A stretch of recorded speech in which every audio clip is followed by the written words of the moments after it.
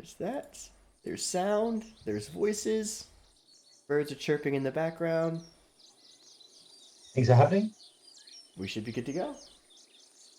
I hope. We're live. There we Hi. Hello, and welcome to Feytouched. Oh. This is our Dungeons and Dragons 5th edition campaign set entirely in the Feywild when we get there. Fey adjacent. Fey adjacent wild. That's right. My name's James. I'm a professional dungeon master with RPGathome. We run online games every day of the week. You can play D&D and Call of Cthulhu with us, and it's my very great pleasure to welcome you all to this brand new module as part of our Feytouched campaign. It's truly exciting. We get to play Wrath of the River King, which is a wonderful Kobold Press adventure, which I have played a couple of times with small beings, small humans, and I have played Wrath of the River King. So I'm very much looking forward to doing it in its full glory with a proper adult cast of wonderful role players, and we've got 3 of them here. I will say Wrath of the River King, I think, is the best Feywild adventure out there. So I'm really looking forward to what this has got. It'll be very interesting when we see the new official Wizards of the Coast one drop in about a month or so. But until then, we're playing some great River King style stuff.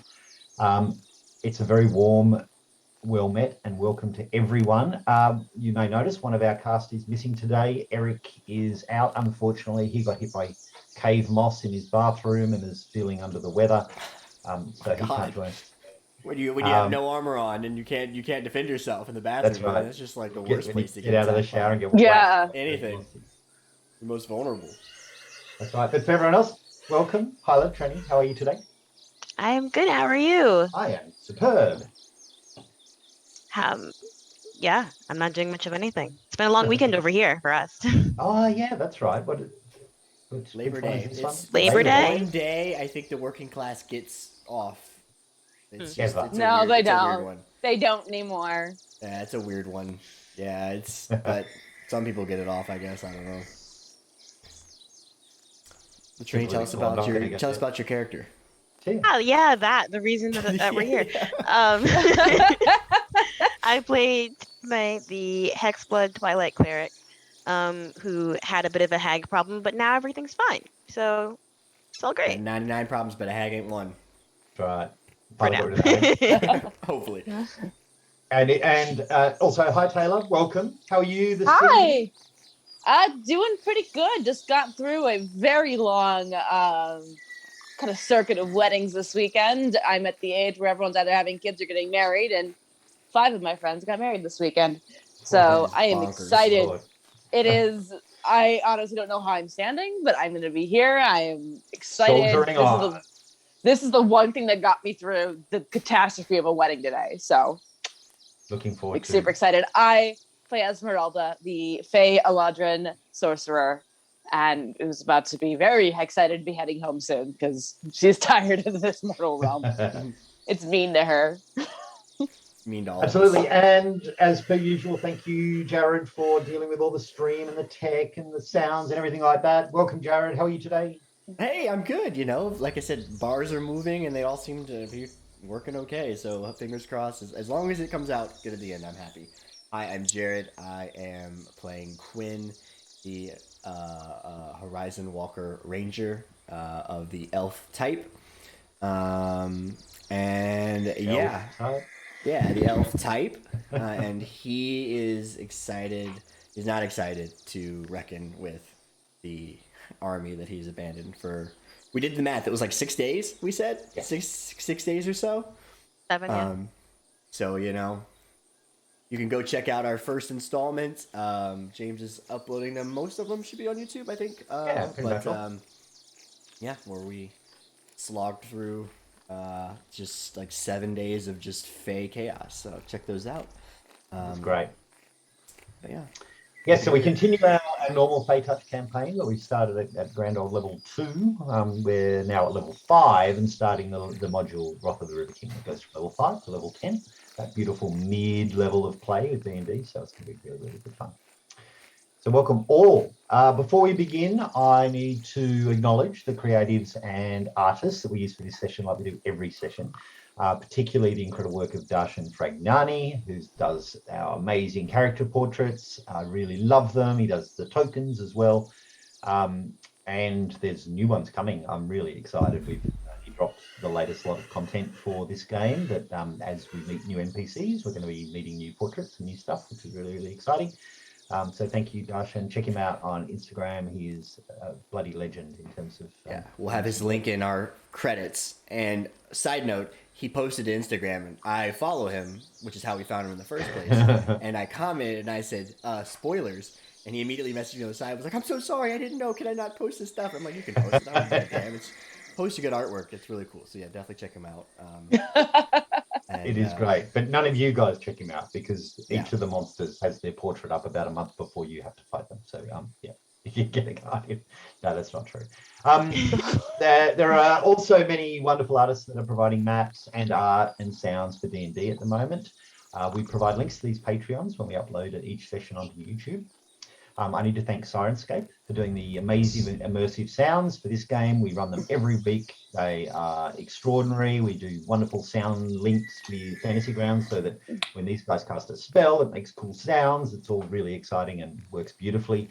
They have soundtracks for all the published adventures, the official ones, or you can mix and match stuff like I do in our game. So they're really wonderful to work. This game uses the diverse and ever-expanding spells, monsters, places, and items from Cobalt Press. Wrath of the River King is a Cobalt Press adventure, and Feytouched is set in their world of Midgard and the Forest of the Arbaness. And on top of that, we have a quick shout out to the artists for the tokens and maps that we use. Today, depending on where we go, we'll be using tokens from Splattered Ink, Forgotten Adventures in Devon Night, and we're also using maps from Afternoon Maps and Moonlight Maps. So depending which way we head, depending if they. So if you ever question how many Patreons James is subscribed to, you should not, because it's about 300, I think. Yeah, it's many. It's many. But it's only because there's so much cool stuff out there. It's really, really amazing. And with Fey stuff, you want really pretty, awesome material. So check out those guys. Anything else? I think that's the shameless plugs for everyone. Not shameless. I mean, you only talked about yourself once. The rest of them are all the amazing artists and stuff. So I think it's all good. Yeah, I can't think of anything else. All right. Everyone feeling good? Play some D&D. It's awesome. So when last we met, you guys had finally escaped the clutches of the evil hag Umwerta, finding yourself deep down in the bowels beneath the willow tree within the fetid swamp that Umwerta the hag had called home. Having looted the body and kind of dragged everything out, all the magical accoutrements of hag life, you managed to bring the corpse of the hag to the surface, burning her body so that she could not ever return. In doing so, you also came across Ren, the Firbolg ranger and companion of Tiernan and Digby, who had decades ago tried to banish Umwerta from this very part of the realm, and it had seemed unsuccessfully. Ren had solemnly been burying her friend Tiernan, a druid of the wilds, who had separated from her first wife, Romilly, who was Tismay's mentor, and Ren had chosen, I guess, for him to bury him out in the forest rather than return his body back to Riverbend, where he had lived in his previous life. Of course, Tiernan had left Romilly and Riverbend decades ago to kind of to forage within the wilds. For Digby, however, the little gnome diviner who lived within Riverbend, Ren has very solemnly wrapped up the small gnome's body and has been carrying that with her as you've left the swamp to return to town. It was a difficult journey, a sorrowful journey, given the people that have been lost along the way. And the group had time to ruminate and think and plan and kind of hope as you return to Riverbend. Also in your possession, swaddled in the arms of Esmeralda, a baby that had been kidnapped from the village and had started to undergo the the change to hagdom, like Tismé. As another hexblood, this small child, her face is being aged and is leather worn and is very much hex marked, Feytouched, if you will, the same as Tismé, not to the extent of the weeping eye and the horns that protrude, but it's definitely something unnatural about this child. And so as a group, there was some level of debate about what should happen to this baby, with general consensus that it should be returned to the child's mother. But with consternation also, because Tismé has a difficult homecoming as well.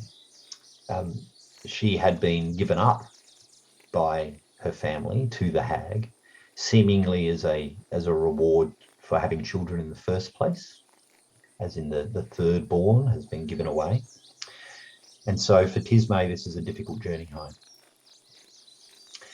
As you were emerging into the outskirts of Riverbend, you heard the sounds of battle. You heard the sounds of an affray. Some of the soldiers of the army, of the kingdom that has been stationed within Riverbend for this past week, trying to find sources of Fey magic to use against the war in the east.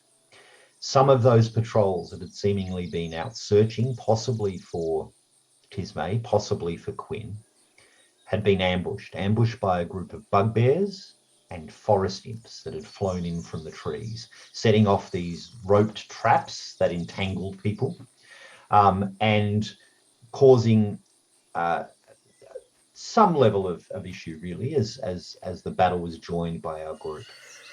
Through the judicious use of turrets and knives and spells and firebolts, you were able to drive off the attackers, destroying their leader, who had a bundle of fine pelts and had seemingly, these creatures had seemingly emerged from the Feywild. Speaking with the soldiers, our group discovered that the very portal that Esmeralda had come through from the Feywild, when she had first met Tismé almost a week ago, in that early morning light, on the first journey away from her home and her family, it seems as though that very portal that she had travelled through has been reused, and reused constantly. It seems that the forces of the Shadow Courts have been emerging on the outskirts of Riverbend, attacking the town and causing all manner of mischief. With the soldiers asked to go ahead and return with their wounded back to the camp of the army, we rejoin our adventurers just a few minutes out, maybe 10-15 minutes away from Riverbend itself, with Wren at hand, with the corpse of Digby the Diviner and a swaddled baby in arms. Our party have a decision. Where to first? The Cerulean Inn, I think, is the correct answer. Of course, yeah. We'll go back Only good there, times there. couple nights, and Listen just to that bard. I could, have a good drink. This is a lovely afternoon. Do Quinn is not. Quinn is probably kind of standing at the edge of the group and just surveying, like, what is the military's presence here now? Are they walking and guarding every entrance and kind of like post around the town? You're still a little bit away from the town. Okay. So as you emerge from the east, what you notice is there is no guards at the outskirts. It does seem to be almost quiet in the main pathway, the main road that comes east-west through Riverbend.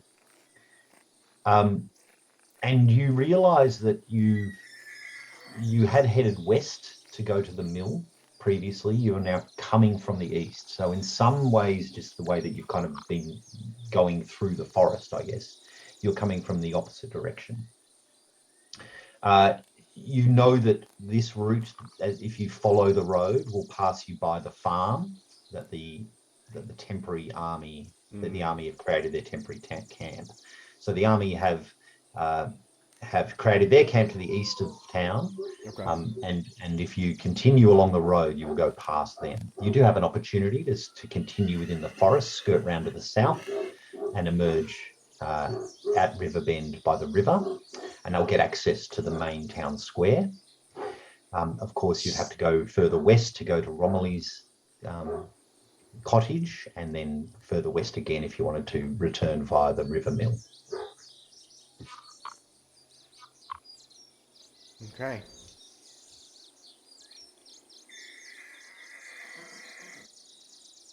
Anyone have any preferences for what our first priorities are? Romilly, The baby? the baby, and she should know about Tiernan. That's It's fair. true. Maybe we can avoid a really uncomfortable conversation if Romilly has the power to make this child resemble a more natural state. That was our concern, was that like we've got a magical baby and we're not sure how the army's going to really handle that thing in tow. Right. We could split up. Bisbo and I could go deal with the army and check in. That'll give the 2 of you, 3, 4 of you a chance to kind of go around the outskirts. Will you be all right? I'd like to think so. It's been my first time I've abandoned a post. I imagine Bisbo's done that many times, but yeah, I'm not sure, to be honest.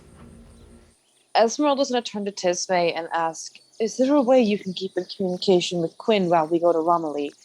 If they decide to send Quinn away or do anything to him, we need to be able to intervene. As you say it, I feel that damn tooth in my pocket. I'm assuming I don't think I gave back to you, so... No, yeah, you don't have to keep it, but I guess you wouldn't really know that. I don't have to keep... You know. Why have I had your tooth in my pocket for the past couple days? Because Quinn aspires to be a tooth fairy. Yeah. There's an illustration in funny. that for sure. Darshan, don't you dare. So Tisme. You have the wand. Yes, I do have the wand. I haven't used it recently. I was curious as to whether or not, with Omerta being gone, if that would affect its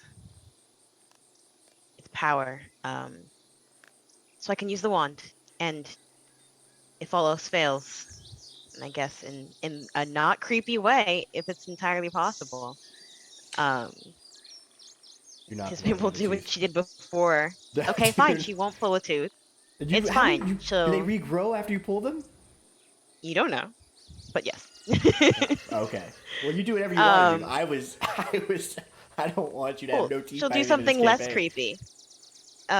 She'll do something less creepy, and she'll reach down and to the pointer finger that she did not cut off, because that would have been a bad idea. Yep. And you see her kind of fiddle with her nail, and after a moment, it pulls and seems to come loose. Oh my! How is this? Less creepy way. Oh my god! And she pulls off the nail and gives a look to her now nailless finger, and then reaches a hand out to Quinn.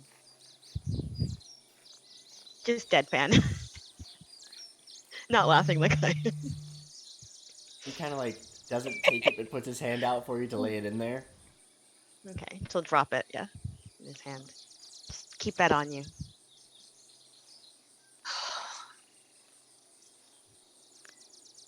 We need to have a talk after this. Um, Do I need this? He pulls out, do I need both of them? Does it make the range better? oh no, the tooth is, yeah, that's done. You can just toss it. It's already back, and she open her mouth and showed she's all her molars. It's fine.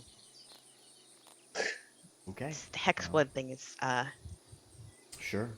interesting. You can't do like a lock of hair or.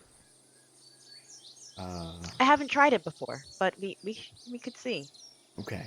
It's a little more traditional. A little easier to explain too if I have to talk to literally anyone. I'll try that next. Okay. Didn't realize Quinn was a romantic. I haven't even thought of Quinn's romance life. I would assume no. So he'll probably blush immediately. No, that's not what I meant at all. It's more normal to have hair. We're getting sidetracked. Bisbo, I should have gave the nail to Bisbo. Actually, that'd have been the best thing to do.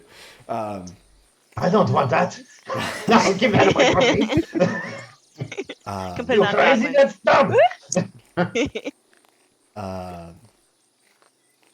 Maybe we can draw some attention in the meantime that'll make it easier for you to get to Romilly and to get to the mother.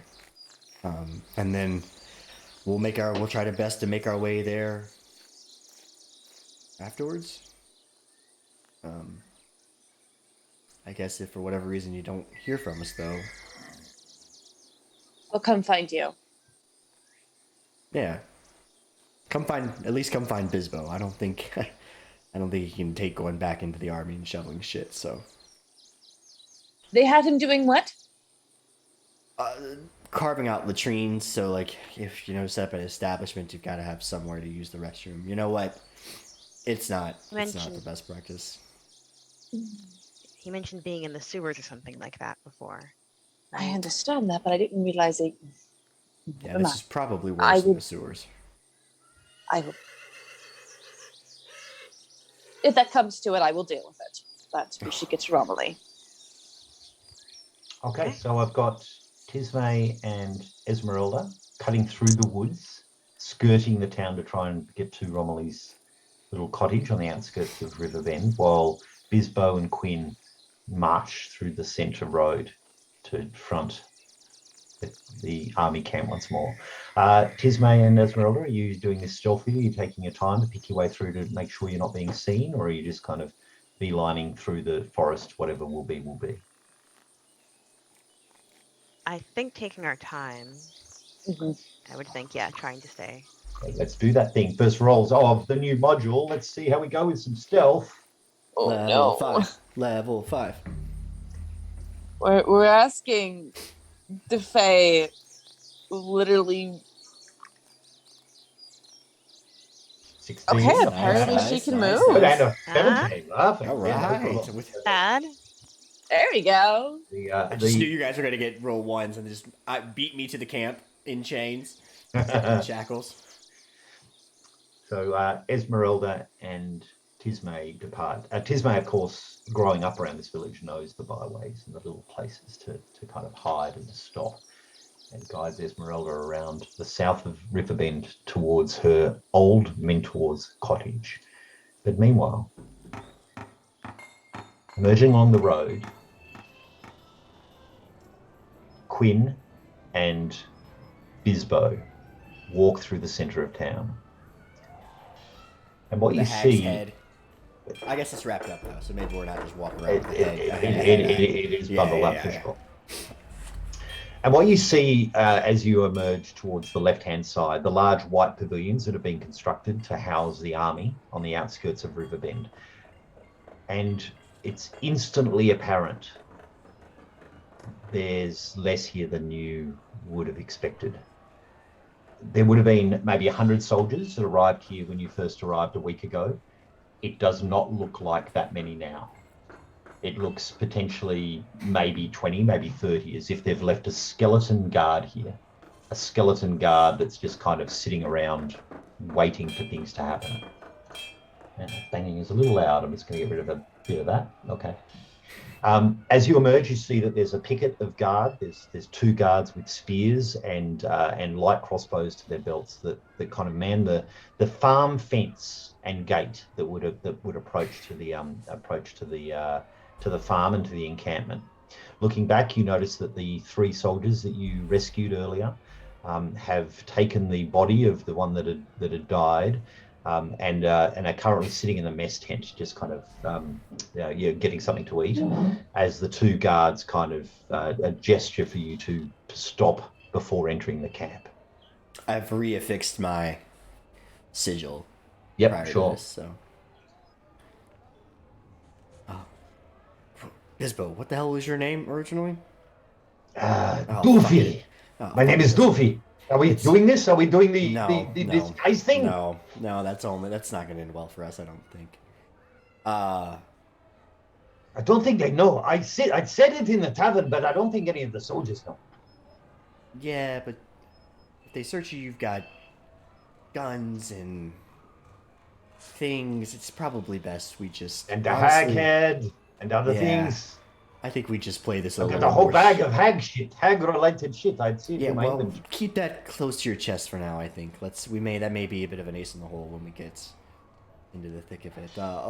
Ahoy, Quinn and Bisbo. Down. Aye. You sniff out any fairy sound? Well, this is like a fairy, and I'll unwrap the head and hold up a Morta by. Oh. Not quite a fairy, but a little tougher. That I can attest to. Oh, that bloody stinks. Well, what the hell? Yeah, be thankful you just gotta sit up here nice and pretty and catch a tan. Oh, it ain't been that easy, but Jesus. Yeah. Right. What are you going to do with that? Well, I'm going to take it to the lieutenant and explain to him the multiple levels of crazy that we've encountered circling around the town in the past couple days. You're right. Well, we've been asked to keep you here. Lieutenant's up on the hill. Sergeant told us we had to keep you. Confine you to camp while they were out. Oh, well, gotta do your job, I suppose. Can you take us to the lieutenant's quarters in the meantime? Well, no, he said the stockade. I see. Just while you wait and all. Do you want us bound? Oh, no. He didn't ask for that. Did ask to relinquish your weapons, if you got any. Hey, I know you, he says to the kobold. I didn't even know you were gone. You were there, you've been with him the whole time. I needed someone to help carry around the equipment we need to deal with some of the creatures out in the woods. Isn't that right? Explains a lot. The shit has been overflowing for days. Go on then. On your way, lizard. Go get them done. Actually, he's gonna probably need to stay with me for the debriefing. Turns out he's got an astute eye for magical and alchemical means. Really? Don't look like it. You may regret saying that one day. You pack quite a punch. Sure, whatever. All right then, follow me. And the two guards move towards what looked to be a very hastily built palisade of kind of vertical poles that have formed a very rough fence into what's just an open air stockade. There's no roof to it. It's just this kind of fenced in enclosure waiting for you. I'll have him, thanks. Weapons, any you might have on you. He's got mostly equipment. I've got my knife here, and so you put him in the stockade though. We'll want to have him close in case there's another bugbear or pixie attack. They'll be in the armory. We'll get them to you if you need to. Don't think the bugbears and pixies will be attacking much though. Not after this afternoon. I tell you what, we'll relinquish bows, etc. But you mind keeping my knife on me just in case, and no trouble. Orders is orders, mate. We're told to have all weapons. All right. Sure. Take it off and hand it to him. Yep. Bisbo, I don't think you've got anything in there, right? Those are all telescopes and It's mostly just equipment, mostly just for science and other things. You won't understand it. Yeah, you kind of. we need to actually keep some of that on hand. It keeps this thing, and I'll keep using the hag as like a method of kind of intimidation, and just say like, it helps keep this thing from spoiling. And frankly, I'm not 100% sure it won't reanimate and regrow. So we need to keep a couple things on us just to keep the whatever the hell this thing is in check. As you will. Takes what he can, and closes you in the gate of this palisaded fenced area. Importantly, though, there's no big heavy locks or chains here. You know, there is certainly a sense that the lieutenants or the sergeants given orders with the expectation that you would follow them. Seemingly the word about you rescuing the soldiers on the out on the outskirts of town and returning willingly, you probably get a sense that you're not in massive amounts of trouble here. Particularly bringing a hag's head back has probably helped your fortune quite a bit. How is he taking my knife when he goes away? Oh, he's literally placed it. He's holding it in a bundle. So as he walks, maybe 20, 30 yards, it just flicks back from his shoulder and straight back to his bracelet. I'll get you to do a sleight of hand check and see whether he notices that as it spins back towards him. Yeah. Am I proficient? That's good enough. 16. Are you proficient? Not even proficient, but with a +5 to it. Why not? Just dex modifier, you know? It's just solid. Yeah, fantastic. That's all as I the want. knife comes pummeling straight back towards your bracelet. Looking out from this palisade, you see that there is not a lot of guys here. 10, maybe 12. How the state of them? Are they beat up? Are they...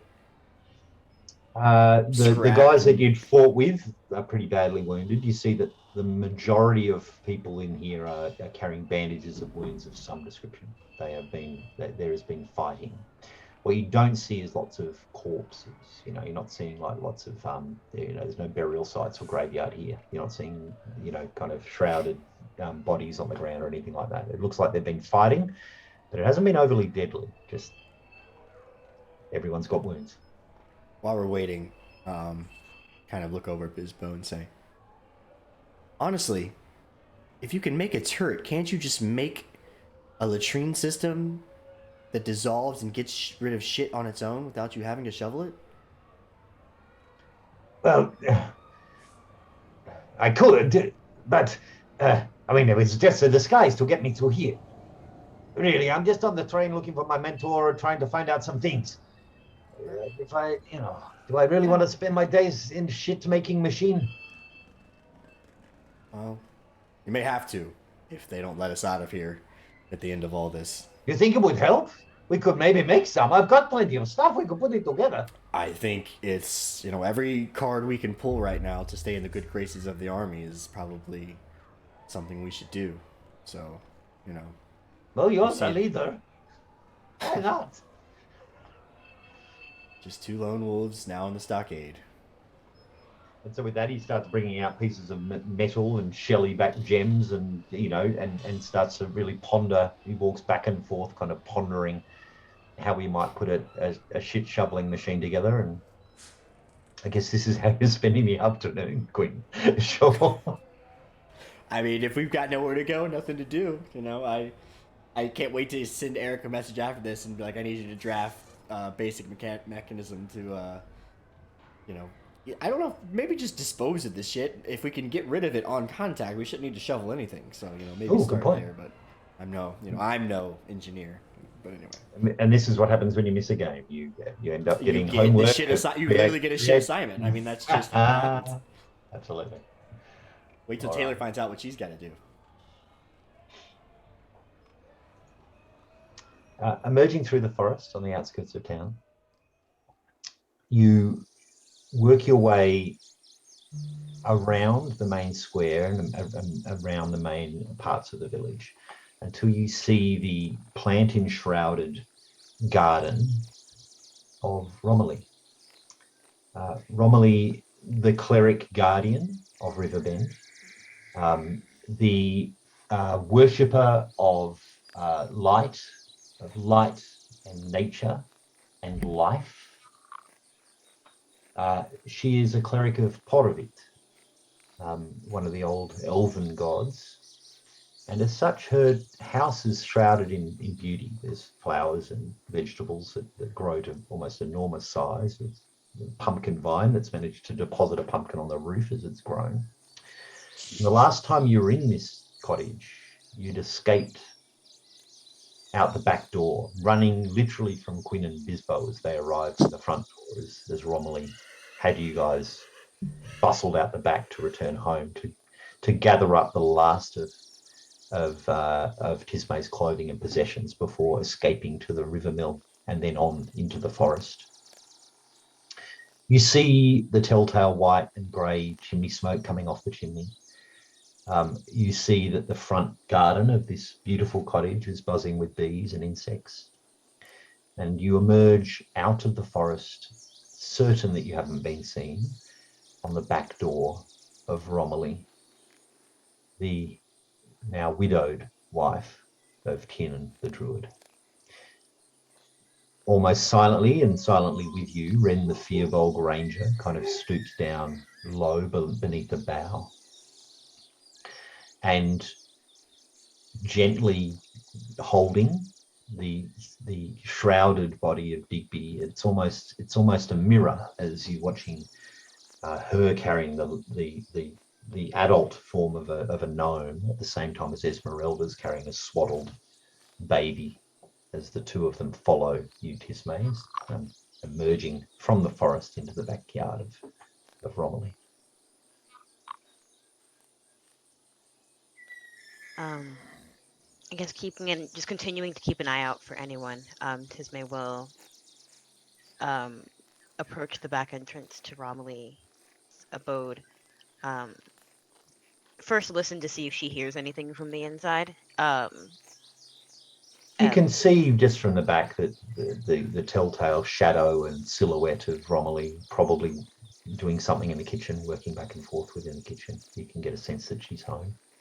Okay. From what you can tell from looking out and into the street beyond, there doesn't seem to be anyone in particular watching. You'll see a farmer walk past with a cart, or someone bringing some water from the well to a different farm. All very quiet. Okay. In that case, she'll give a knock on the door and call Romilly's name.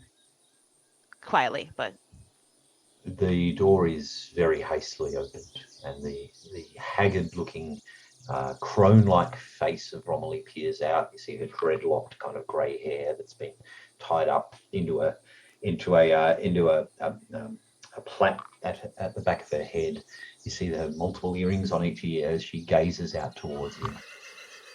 Oh, my girl, quick inside. Did anyone see you? No, we don't think so. We were careful. Ren. Oh, and the she. Please, quick, come, all of you. And gestures you immediately inside the cottage. Inside, you get that beautiful smell of dried herbs and fresh herbs. There is a distinct warmth as you walk in, and you realise for the first time in a long time, you get that homely, warm feeling. Probably the first time in a week after the desolation of the Cerulean Inn and the swampland around. This smells familiar. You've spent many hours of your life in these tables learning of Porovit, and it feels like home. She immediately notices the swags that both of you carry, which obviously she doesn't know it's Digby, but gazes at the baby as you walk in. What is that? I love the familiar. It looks like right on your shoulder. Yeah. We found the child. There's so much that's happened since we've left, but I guess we can start there. Yes, we found the missing baby. And she'll gesture back to Esmeralda. This Uh, is, she's still a wee lass. That was months ago. Yeah, that's many strange things happened while we were gone. The baby's still seems to be the same age, and something is she's been changed. Show me. Open it. Okay, she'll unwrap the baby enough so she can see the. Romilly noticeably gasps. The transformation like you. Seems to be. Hugs. Yes, we found her with Omerta. We're able to rescue her. And you, dear. She looks perceptively at you. Are you disguised at the moment? I guess I'm not. I never actually put the disguise up. Okay. I thought you did it before our fight. As we were getting closer last Because session. of the soldiers, that's right. Do not quote me you're on right. that. I did. We were getting close. So yeah, I did it once we got close. So yes, I am. You are? Is it? She looks dead at you and then looks very confused as to why she can't. She obviously can't perceive what your true form. Last I saw you, the horns and the Haggai. Yes. Are you restored? No, that remains is just hidden at the moment. Probably best to. Yeah, being back here didn't think it anything to lower the amount of attention we would draw. We figured would be helpful. Digby said he was going for a murder. Yes. Did you find her? Yes, we found Omerta. We also Digby made it to us. That's another thing to update you on. It was not easy, as you can imagine. There were some losses, and she'll motion back to Ren, carrying. Ren sets Digby's body down on the floor. Romilly, I'm sorry. It's not just Digby. Tiernan fell. He's no more. You watch Romilly's body visibly stiffen as the reaction and the shock of the news of her husband's demise. She looks stoic for a moment, standing steadfast within the news. And then you watch her shoulders slump and crumble as she buries herself within the form of the large and robust Ren. And the form of this Fearbog, this half-giant, grabbing the elderly woman and drawing her close, it is like a mother to almost a child in terms of the size. And you watch as Ren herself starts to sob.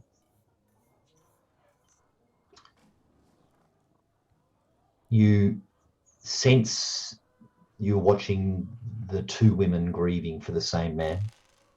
There is a distinct love here, a love for each other and also a love for Tiernan.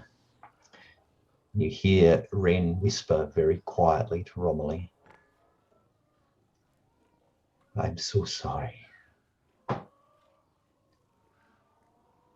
I'm so sorry.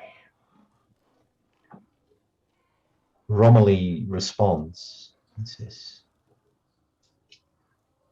it's not your fault. He was always going to choose you over me. You were always eyes wild. And the two women hold each other and sob.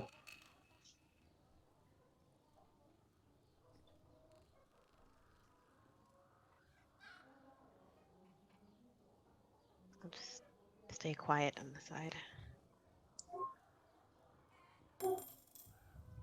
Esmeralda will just look to the women and then look to Tisme with a look of confusion on her face.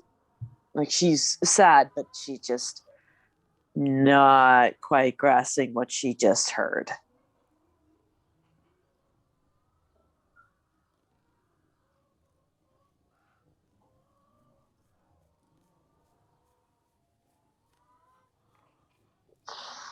Hmm.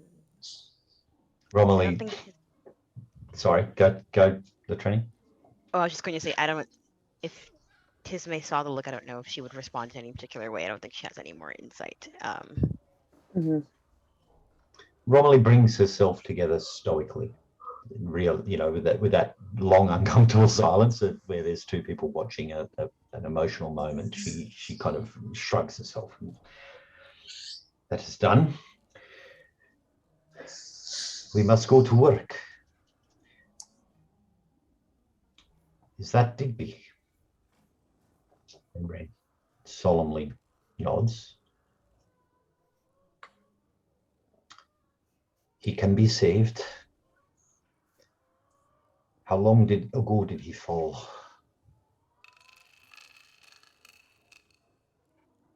Looking towards all three of you.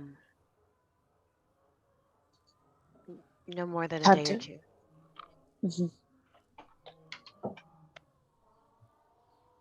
We can bring him back. I'm not sure if I've got everything I require.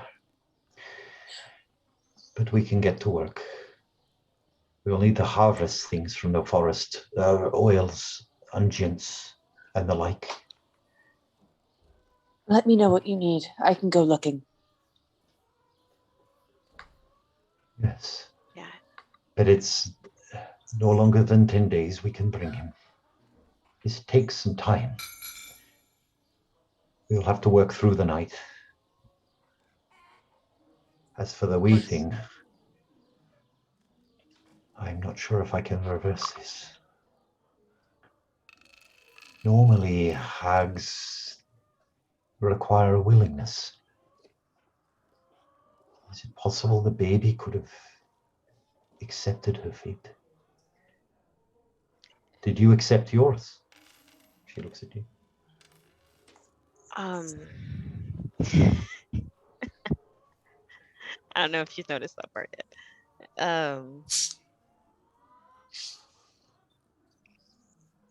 Kind of.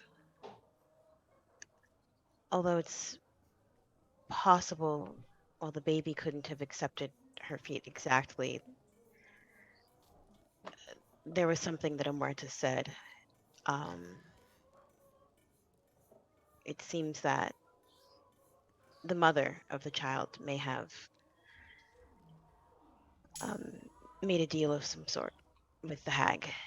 It's possible that while the baby didn't accept it herself, that deal being made in some way counted as a sort of willingness. Perhaps. As for you, princess, did anyone see you come here? I was very careful not to be seen. This is probably a good idea. The soldiers have been busy. Everyone's been busy. What's been happening? Trickery, pranks, chaos. The Fey have come to Riverbend. Bugbearers, imps, pixies, fairies. Every day more arrive. From the old stones. The old stones out of town. The Fey rode home.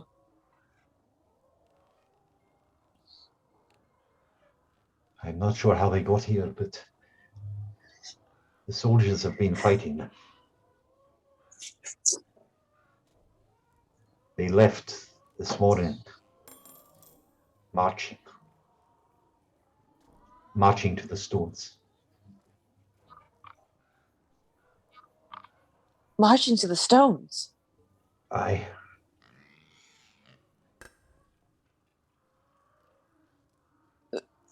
Did you hear why? Are they attempting to find the road? Or are they just going to attack any Fey that walks through there? I think both. I heard them bringing chains and rope, horses. I believe they want to topple them entirely.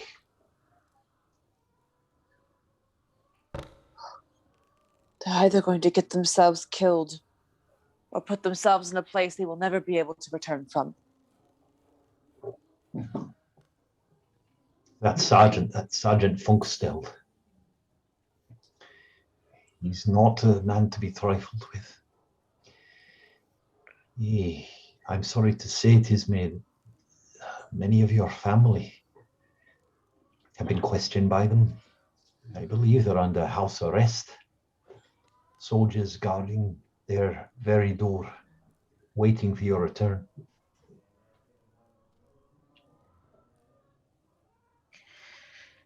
I guess I shouldn't be surprised. Has any harm come to them other than obviously the... I don't think so. Last I saw, they were in good spirits. The village, not so much. They're missing their bread.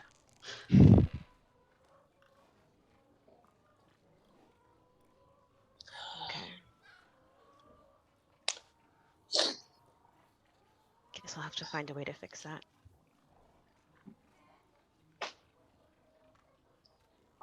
We have work to do, but this will take some time. Ren and I can manage. Ren, I'll give you a list. You can forage for what I need.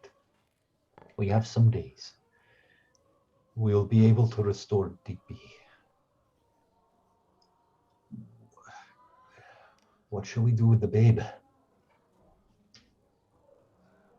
Well, we were hoping you could maybe help us out with that decision.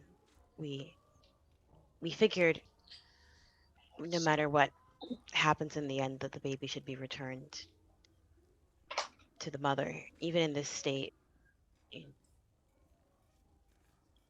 she has to have some say in what happens. We're not sure how the rest of the village will react to the baby being in this particular state, but other than that, we weren't really sure what to do. There is wisdom in that. If only. Leave her in my care.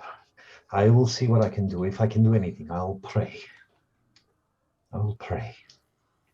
See if she can be restored, but I've not heard of a way.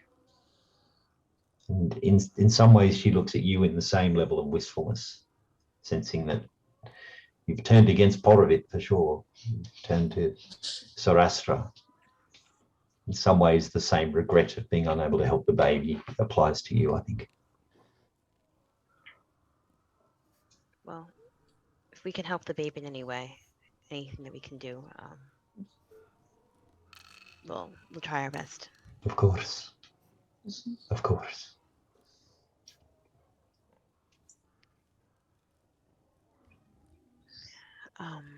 Now, be gone now. Let us start our work. Ren, I'll gather some things. And she immediately kind of goes into action mode. You know, the regret of her husband, that grief, the regret of your transformation, and that grief can be left for now. As you see this kind of stoicism kicking to your old mentor, and she immediately bustles herself, getting busy. Don't be seen, she says pointedly towards Esmeralda. I will not.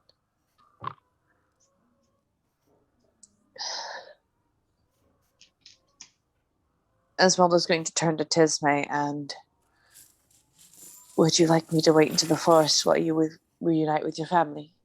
I don't want to put you at any risk.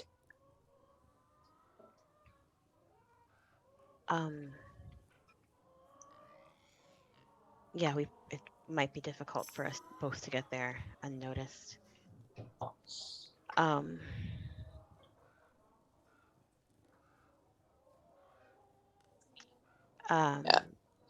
Sure. Esmeralda will pause, and I do have the ability to shroud us within the forest's own essence to get us through, but it's still a lot of eyes to keep out of. Right. They're probably looking for you too.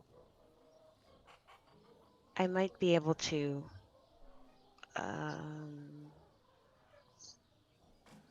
if they're looking for me, if I look a bit less like me, maybe I'll be able to get closer. I don't know who to look like, but Ruthie.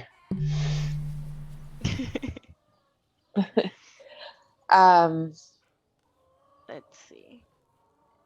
Esmeralda will look out the window. Is it growing dark out? No, it's probably just gone midday.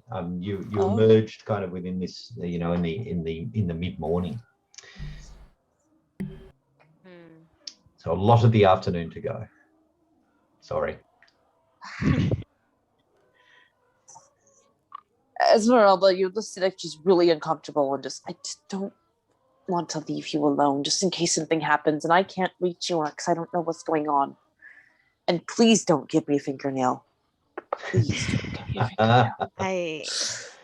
I won't. I would honestly would rather you come with me also. All right then that settles it. And she's going to kind of motion Tismay to go out the back door. Okay, I guess we'll head out.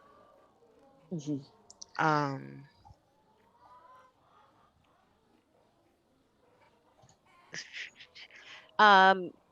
You're casting disguise self or not? Yeah, I just don't know when I should to make it easier to get somewhere. Well, disguise self is really, it's a great spell. A foot taller, foot shorter, you can make yourself fatter and thinner. You can change your entire appearance. Okay. She will change herself to, I guess, looking like anyone in the village is dangerous because you could run into the same person. So you're not going to run into Dinky Esmeralda or Tiernan. Esmeralda's going to pause and why don't you turn yourself into somebody that was at the Cerulean Inn?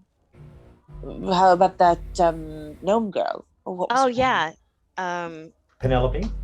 Penelope. Otherwise known as, that's a good Dinky Dinkerton, or it had something Dinky something. Dinky, yes. I have it written down somewhere. Yeah. So she'll think back to the gnome that she saw there and make herself look probably not exactly. She doesn't have like exact memory, but close enough to a shorter. Yeah, and height wise, you'll get about halfway between you and her because so you're kind of like a tall gnome, if that makes sense, or a short human, whichever way you want to do it. Done. You turn into that peasant dress and that kind of swagger of the quite rough around the edges, Penelope, owner of the Cerulean Inn. How about you, Esmeralda? Esmeralda, as they start to leave, will start to pick little clippings from Romilly's garden and will use that to take their essence and cast Pass Without Trace. Yeah, cool. So let's just get that set up on Fantasy Grounds. Mind you, it's kind of one of those funny ones, isn't it? It's very hard not to actually lose this one. So I'll just target everyone. And then if you can click your Pass Without Trace concentration button and your ability button for me, and then you guys can both make stealth checks, and let's see how enormous this actually is. I was going to say, I don't know if this would actually help mechanically, but I've got extra like basic clothes in my inventory. I don't know how colorful you currently are. Very. It's like taking one of those like old robes that I have in my bag and just throwing it over your shoulders to look slightly less colorful. That will help for sure. Esmeralda looks offended. but she just says nothing. That's great. Okay, stealth. Come on. Okay. Yeah, it could have been better. It could have been better. Not that bad. Wait. 17. Oh, pass without a trace. Sorry, I forgot. Yeah. Oh, so there it is. So yeah. So 17 and 23. No problem. That's more than enough. The two of you emerge back into the town, walking your way through Riverbend village, and it is the usual bustling small town that you've grown up with and love. Tismay, you see that a lot of the regular folk that you would have grown up with, some school friends, your neighbours, all the business people are still in town working your way back and forth through the main streets. And it seems strange. You catch yourself multiple times almost ready to wave or nod to someone before you realise, hang on a minute, you look entirely different. And most people completely miss you altogether. You blend yourself so beautifully within the crowd. There's almost nothing that gives away your appearance.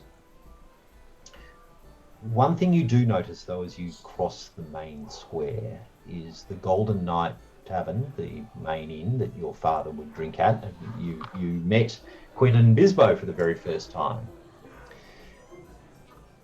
It looks quiet, as in not many people in it. Every now and then you hear a crash and a breaking of glass from inside. And you notice that there's a lot of locals sitting outside this tavern, watching disappointedly, I guess you could say. You can see some of the old drinkers that would normally be there at this time of day, just kind of grumbling and sitting on a barrel out the front, just kind of grouching. And as you watch passing by the door, you see a strange form.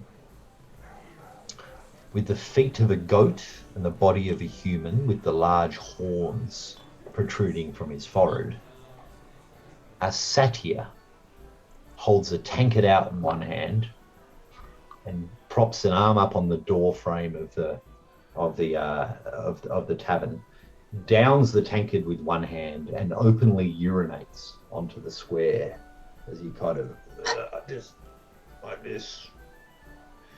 You see his rotund belly extend from a quite slight frame. He's got that kind of horrid look where you've got a big beer gut without any muscle up the top.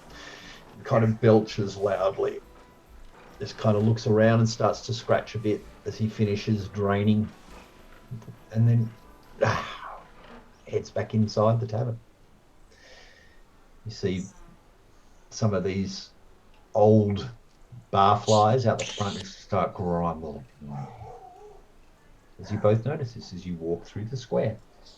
On the other side, of course, is the family bakery.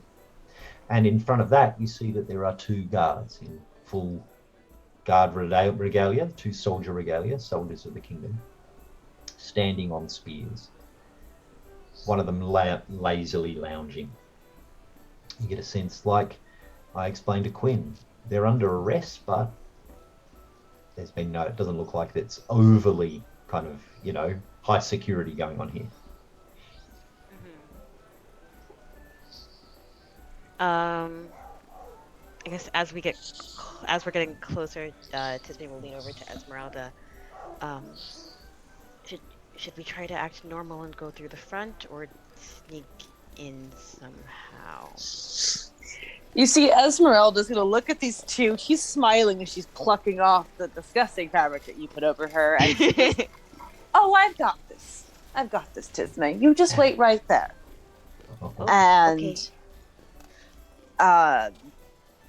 Esmeralda is going to toss her hair and purposefully walk by these two guards, kind of turning the corner to the alley.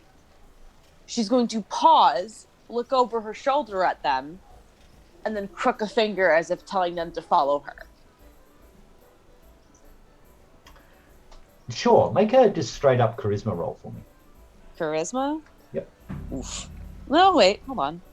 I'm good at this. Yeah, this is your jam.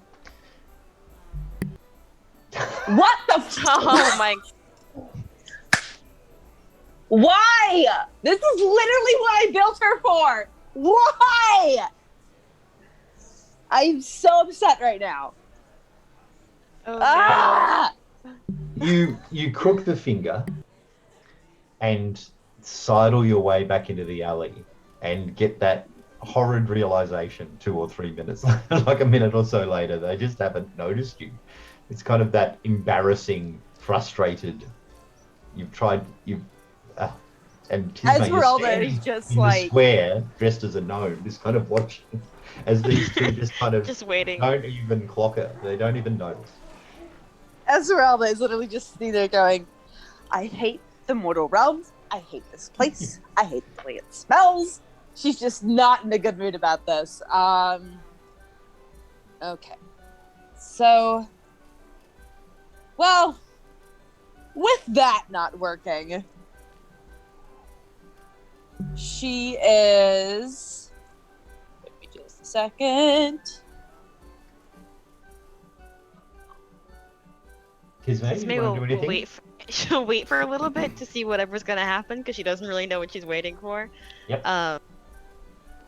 When nothing seems to happen, I think she would start to trying to not draw attention to herself to look normal, but edge in the direction of where Esmeralda went to make sure everything's okay because she doesn't quite know what's going on. So just like kind of Is that even sidestepping, more just like embarrassing that a gnome follows her into the alley? Are you right? basically. Oh, you see Esmeralda just sitting there, just like, I don't understand mortal men. When Tisma comes by, you'll see Esmeralda going, I don't get mortal men. What is wrong with them? Do they not have eyes? I'm not really sure what just happened. You're not making it easier, Tisma. Sorry, what's the plan? I don't. Is it?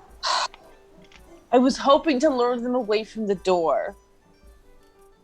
Oh, I could have helped with that. Maybe. Esmeralda will just like, she'll start to sigh, and she opens her eye and looks at the bracelet and goes, ah, hold on. Before you go, she's not quite sure what you're doing, but whatever you're going to do, she'll put a hand on your shoulder and basically say, well, whatever you're going to do, just good luck, and cast enhance ability. Oh, okay. This is a big one. Okay, I thought it was just going to be a little bit of guidance or something. I thought it was a guidance too. I could have done that, but go with Fox's cunning. So yeah. Wait, where's enhance? I have to figure out which one's which. Esmeralda needs all the help she can get, it looks like. I don't want to hear it from you, Quinn. Somewhere in the distance, Quinn is like... Wait, wrong one. Sorry. Eagle Splendor. The name's wrong.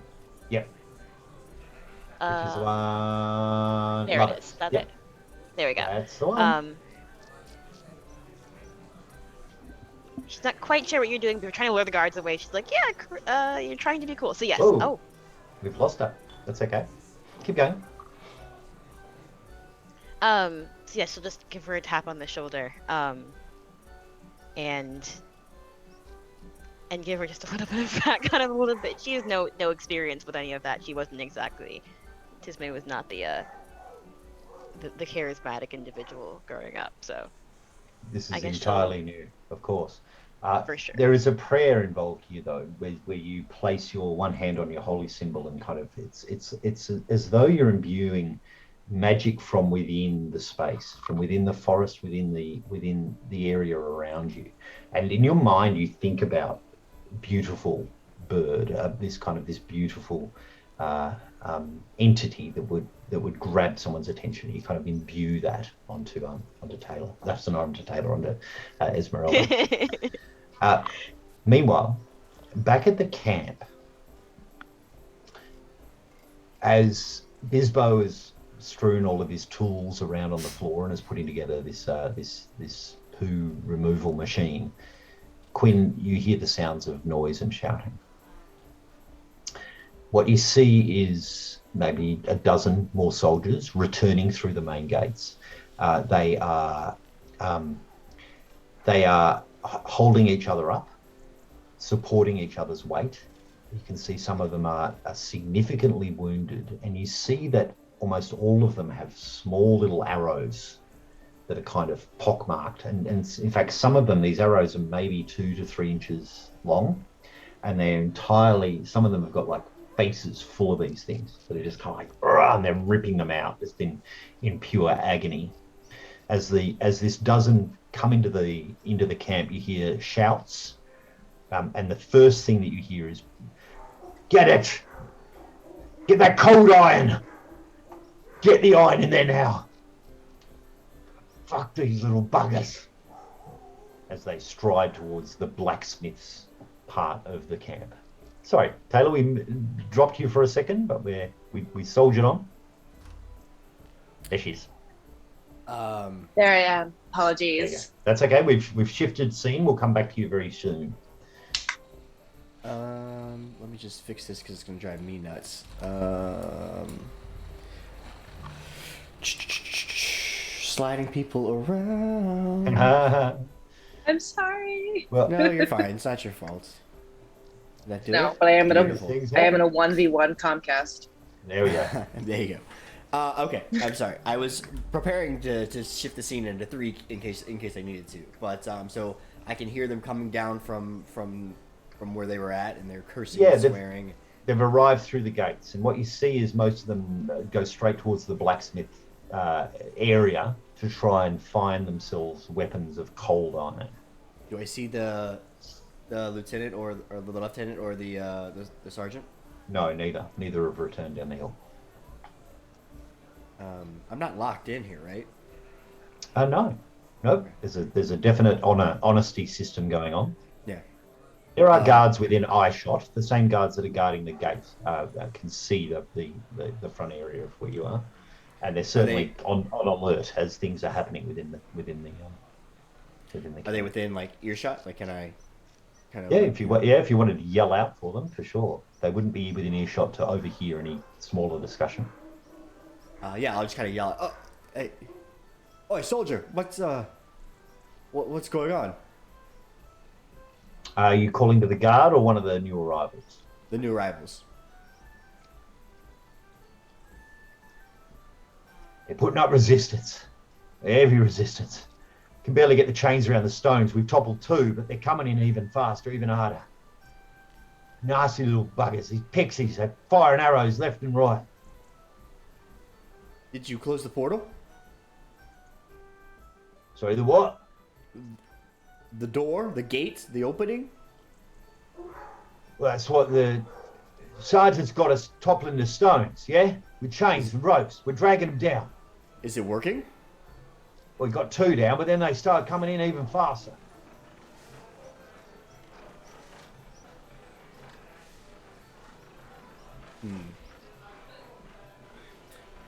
Bisbo, should we need to leave? If those stones come down, I don't know that Esmeralda can get back to the Feywild. That would be your understanding. Do you lot need any help? He looks suspicious towards you.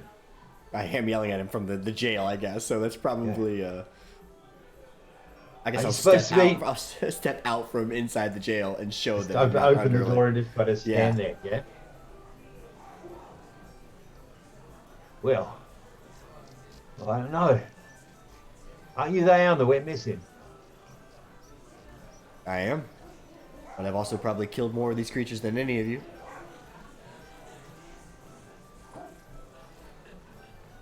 Well, I don't care neither way. We're getting the iron. We're going to skewer those buggers. Maybe you won't be the one who killed more of them by the time I get there. With a wry grin. You see that there are literally like little arrows sticking out of his cheeks and neck and into his shoulder. I will say one thing. I'm sick of the laughter. And he looks almost ashamed as he glances down to his kind of urine-soaked pants. It's one thing you do. You get hit by one of those things, you can't stop yourself. It's frightening. You laugh and laugh until you wet yourself. Kind of instinctually look down to see if he's urinated on himself. You haven't recently, no, unless there's something you kept as part of your No, secret I'm saying backstory. him, the guy I'm talking to. Is he urinated? Oh yeah, on he himself? has. Yeah, he totally has. Yeah.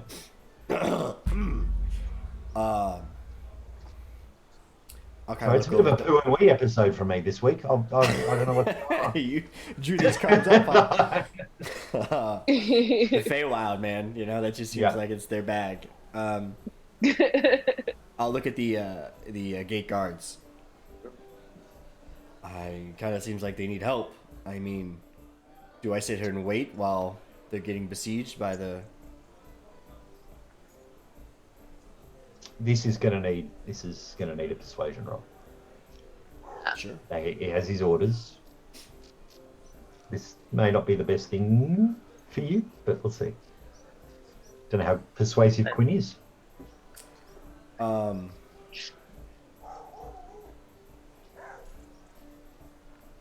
The best thing you said, not the best thing for Quinn's character, or for him rolling? Oh no. That's as in Okay. how we can roll. It's awesome for the story and his character. I'm just thinking. Yeah.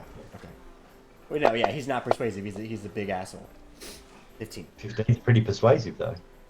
It's the military in him, right? Like he snaps up and he's like, he's, if people are dying, they need help, and you've got your orders, but clearly we're the best and the most experienced, fighters here. And I'll gesture to like the ones that are still licking their wounds from the fight, and ask your friends. I mean, we can handle our own. It's why you're here, isn't it? Yeah. You're supposed to find them, right? You're supposed to find these places and shut them up. That's your job, right? That's what we do. All right then. Will we grab my equipment? Sure. I'll go get it. I'm gonna. But You report straight to Sergeant Lieutenant though, right? Like no running away back into the woods or anything like that. You'll give me your word, right, sir? we'll be straight there. And if for whatever reason I don't see them, I'll be straight back. Right, you are. Good luck. Meanwhile, in the alleyway beside a bakery. Side note, Wow. right before you switch, can I touch the creepy nail in my pocket and Yes. just talk and ask if Latrina can hear me? Okay. We'll get to that. Yeah. We'll get to that shortly as that happens. In your absence, Taylor, Tismay has put a hand on Esmeralda, and you get visions of birds circling within the forest.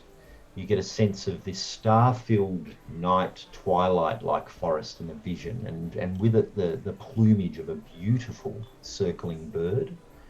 And you find it settle within you. And just looking down, you see that your hands and arms are kind of almost scintillating with a stardust-like glow. It's half ethereal as you kind of move your hand one way or the other. You are certainly more charismatic now, that's for sure. Well, she'll take it. Esmeralda will kind of like lift her hand up, examine it, and smile at Tisney and, well, thank you. Now, go back so you can get into your family. I've got it this time. Esmeralda will Head back. will nod, wait till Tisney goes back before she goes back, just fluffing up her hair and just, it wasn't fucking enough. And will go back out, but before she looks to the guard, she's gonna lift the left hand where she has the bracelet put on and gently blow on it, and using druidcraft, she is going to scatter out the scent of roses and baby's breath after a fresh rain. Gorgeous. Spring. Fantastic. The power of friendship. as the scents come out. It will gain the attention of the closest guard. he just kind of smells and looks back towards the laneway, and kind of he does a bit of a sigh in the midsummer afternoon air, and just kind of there's a reminiscence there as he remembers his time of the Raywald and the gardens and the roses and just kind of looks back towards you. Esmeralda will giggle and will move around again around the alleyway, doing the same like follow me motion. Trying to pull one. Charisma. Let's go! Second time's the charm. Fingers crossed, Fantasy Grounds should give you advantage, and it does, and that's a natural 20. Ah! There we go. Beautiful. There we go. I'm getting this scene made into a comic too at some point. The guard takes one look at his companion and thinks better of even telling him. It's kind of like, I don't want to share, and just walks from the door, walks directly towards you and into the laneway. Like just follows, Tisme, you watch him and you hear the sound of a clatter as the spear just gets forgotten about and lands on the ground as he just kind of walks around the corner, just completely entranced. That other guard noticed his buddy just up and pieced. Does. Wait, what are you doing? As he looks towards this guy that just wanders around the corner. After a few moments, the second guard kind of looks very confused, picks up his companion's spear, and then goes to the corner of the laneway so he can see what's going on, and also kind of keep one eye looking back towards the door. Okay, Esmeralda. Tisme. Not Tisme. Which one do you want to go with? Yep. Tisme.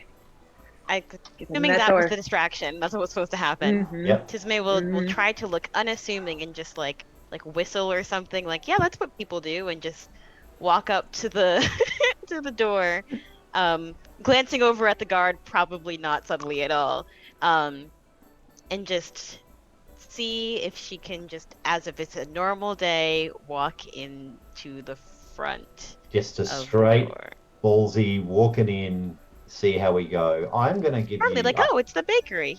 Just let's go see what's happening. I'm actually going to call for a stealth check. I know it sounds a bit weird, but you're kind of stealth in pure sight, if that makes sense. But what I want you to do is, it's going to be a charisma stealth check. Okay? So this is all about just I'm acting as if I belong here, as opposed to I'm using dexterity to keep in the shadows. So what I'll get you to do, if you can look at the skills page on Fantasy Grounds for me, and then click where it says Dex next to stealth. Click it a few times until it goes to charisma next to stealth. Oh boy, yep. Mm-hmm. Okay, so that becomes gone from a +4 to +4 to -2. Yeah, naturally. And then I'll get you to roll stealth, but you still have pass without trace because of the spell. So you'll still get a on it. Let's just see what happens here. I love it. It's hilarious. Okay. It's the only way it could have gone. It's hilarious. a natural one. All right. That's an automatic fail, of course. So. Oh, yeah. Oh, no, it isn't. Not for skills. Not for skills. So you would still match DCs technically, but yeah, I mean, that's right. That's got to be the lowest pass without a trace ever rolled, or close to it. Like that's a only modified +8. stealth check. Yeah. A -2 on the stealth thing. Make sure you return your stealth back to Dex, otherwise that's going to frustrate you forever. Oh yeah, I'm gonna be very confused later. Yeah. The guard takes one look at the. Hey, wait! And he puts a hand up towards you, Esmeralda. You've heard this as the guard kind of follows you into the laneway, and you see his friend kind of yelling back towards the door. Esmeralda once again will use the bracelet to send that floral scent to the other guard to try to capture his attention. Yep. And we'll tell him, oh, don't pay attention to that. That's not worth your time. Sure. It's a high DC, but let's go. Let's go your charisma check. Let's see what happens this time. a check or is it a persuasion check? Yeah, let's go persuasion. Yeah, that's cool. I'm cool with persuasion. Because you're talking now as opposed to just the sight. And that'll be a 19. Yeah, that's pretty good. Yeah. The second guard looks towards you with a kind of licking the lips a bit. Yeah, right. As the two guards follow Esmeralda into the laneway. I'm not sure what happens after this, but Tisme, you're in. The door is not locked. You open the door, immediately get assaulted by the smells of flour and freshly baked bread. And you've returned home. This is your home. You see, at the second that you open the door, there is the figure of your father working the ovens, and your older sister. Yeah, sorry, I need to quickly get your family up again. This is Aurora, sitting helping your father Arjun by the ovens. As you open the door, immediately your father looks up and sees the small gnome walk in the room. Can I help you? How did you? She'll try to slide in and close the door behind her before she says anything. I don't know if anyone's gonna stop her. And just say, it's me. It's Tisme. Just hi, Dad. Your father looks like untrusting. What? Kind of as if he misheard you. And as you open your mouth the second time, you hear in your mind Quinn say, Tisbe, can you hear me? Oh, just give me 1 second. And with that, guys, we're going to just take a short break, if that's okay. We're going to take our break for the day and return in 5 minutes or so Latrini can figure out what she's going to do next. I just can't wait for the next episode where it's like Bisbo and Quinn run off to fight this Feywild thing, and it's just Esmeralda and Tisme, just seducing guards and breaking bread. We don't have a bard. And it's like, what is this split party that we put together here? I know, never split the party. All right, guys, we're going to take a short break. Be back in 5 minutes. See you soon.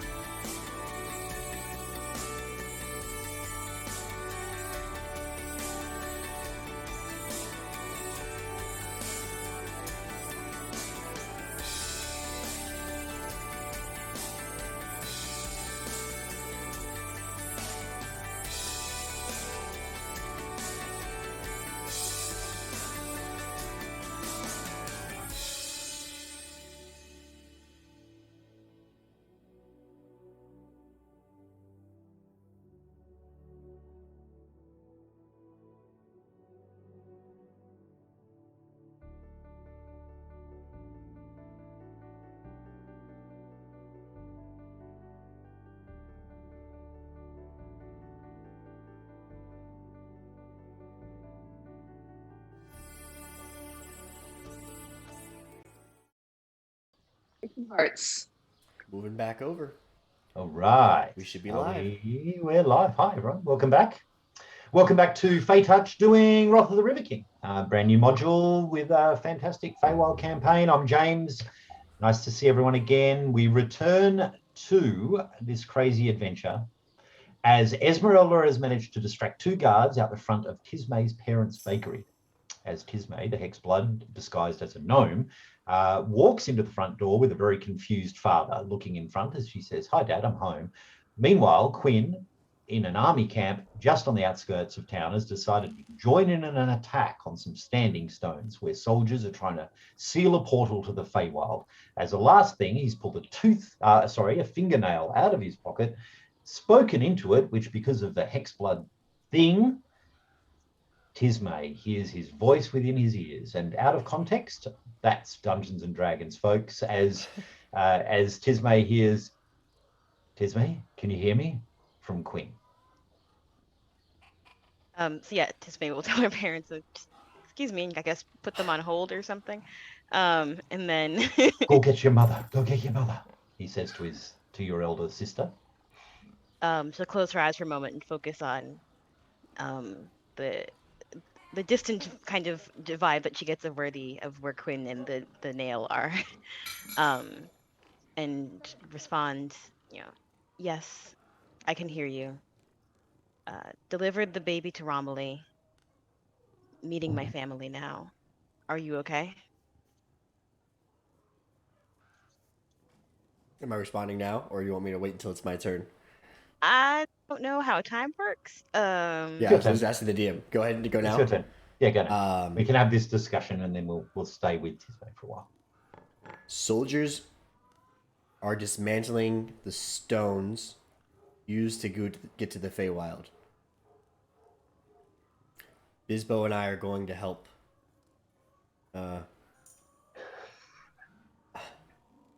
Going to investigate now. Is there a word limit? I don't know. How's this thing work? Is it just... No, there's a word limit one way, but not the other. It's confusing. I have like 5 different ways to communicate with people. I'm trying to remember which one works which way.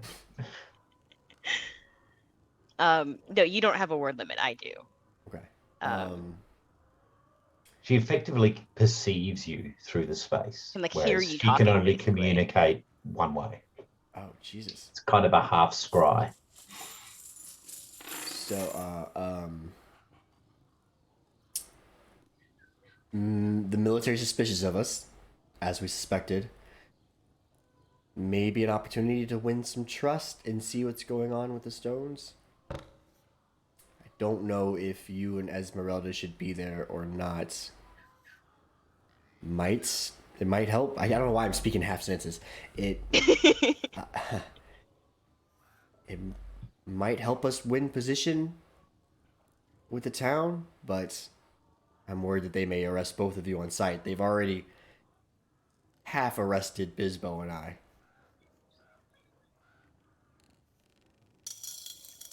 Okay. Not sure what to do, but we'll meet you outside of town in the area. We'll wait for you in the woods, right out of your parents' house, to the north of your parents' house. That's the right DM. We can do that, right? We understand the layout of the land enough to do that? Okay. Yeah, that'll work. Yep. So you would know that just to the north of town, and Tismay's bakery is on the north side of the square, you would have to go north and then east through the woods to get to the standing stones. Solid. Okay. Okay. I like how I just walked into my parents' house as a gnome. I'm like, "Hi, it's me," and then briefly went into this like non-responsive trance to chat. And I was like, "Yeah, it's fine." It's as if the DM timed that perfectly. And you hear the sounds of hurried footsteps from above, and then you watch as there's a series of feet appear on the ladder from the attic above you, where you know that the kind of straw laden attic where the family would sleep. And one by one, your sisters and then mother descend from the ladder in quick, excitable movement, and one by one, as they get to the bottom of the ladder and look across the almost dim flower, like okay, imagine that the air's always dusty here with flour. Kind of looks towards you, and there's a gnome, or a large gnome, not just a small gnome, but a kind of a strange sized gnome looking there. Your father, as you finish the discussion, says, "You speak like a... Is that you, really? Yes, of course. It What the hell's seemed going on? Where have you been?" outside of town after everything that happened.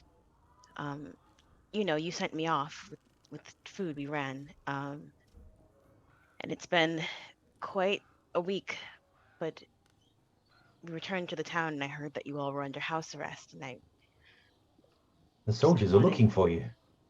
That's why I look like this. To hopefully keep them off my tail for longer. How are you all? Oh, we're fine. We're worried sick.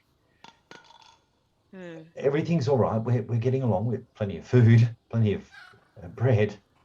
The guards let us still sell. And not as much fresh air as we'd like, but I That's good. figured they'll let us out soon. We figured that they'd given you up for ghost and that we'd be okay to leave. Are you back for good? Not exactly. I'm not sure. Even though some time has gone by, I'm not sure if it would be good for me to stay around here, particularly with the kingdom lurking about. Um, the soldiers they came here searching for different magics and things, and with the things that have happened to me, I'm not sure. I'm sure I would be on their radar, so I'm not sure how long we'll be staying, but we're here for now. Okay. Do you need anything? Do you need food? Are you hungry? Have you eaten? Um, Not. I mean, I have some food. You sent me off with quite a bit of bread. I'm sure it's gone old by now, but we can It's always. been pretty moldy. You've been in a hag swamp for a week. It's not holding. It Get hasn't some held up more. well. Get some more goddamn sourdough while you're there. Come on. I hear in my head. Come on. Get some ciabatta. What are you doing in there? um, I can't perceive anything she's doing, right? Like, as a Correct. side note, like, it's just only when she wants to talk to me. Okay. Yep. When she chooses to speak to you, you hear. When she chooses to see what you're doing, she can. It's a weird arrangement. It's much like my current life. It's much like my real life. It's just, Yeah. it's just at the whim. yeah. So just say yes. Yes, I'll take anything. I I do have some questions. And she'll look at her mother and her father, but mostly her mother. Or looks resigned. She knows that this day has been a significant time coming. She looks to your younger brothers, Arjun and Ferris. Boys, upstairs.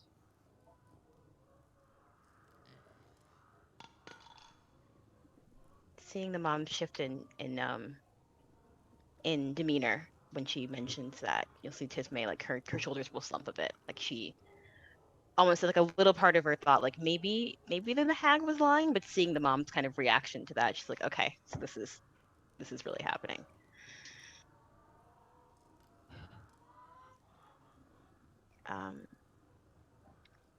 We met the hag. I guessed as much.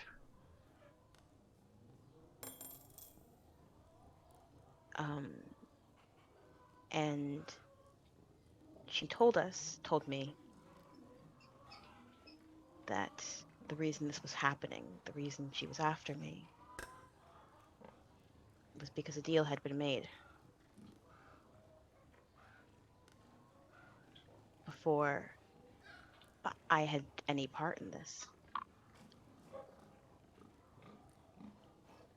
I was under the impression that there was something wrong with me, that I was the weird child, that something was just off about me, that I didn't do everything else that my siblings did. And that may still be the truth, but there was more to it, wasn't there, Mother? We tried. I tried everything to save you from what I'd done.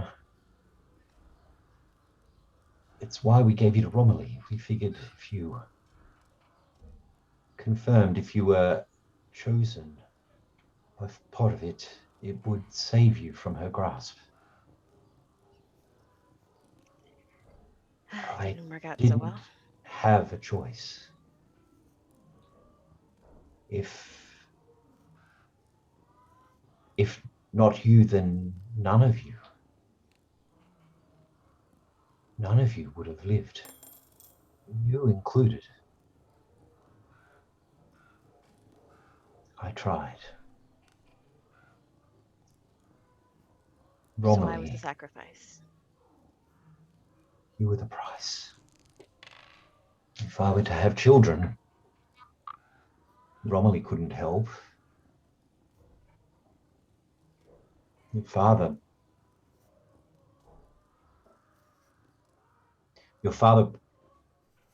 wouldn't have stayed. I wouldn't have all three of you girls and neither of my boys. I figured I would be smarter. We raised you right. You said your prayers. You saved the coin, and we thought if you were to be a priestess, it would change things. She could not touch you if you were blessed.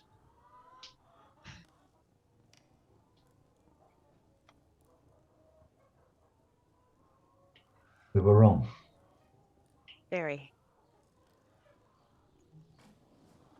I'm so sorry, Tismay. Are you? I was the price. I understand that was my place amongst my siblings in order for you to get what you wanted. You toyed with things that were beyond your understanding. And then were surprised when the bill came due. I never meant to pay.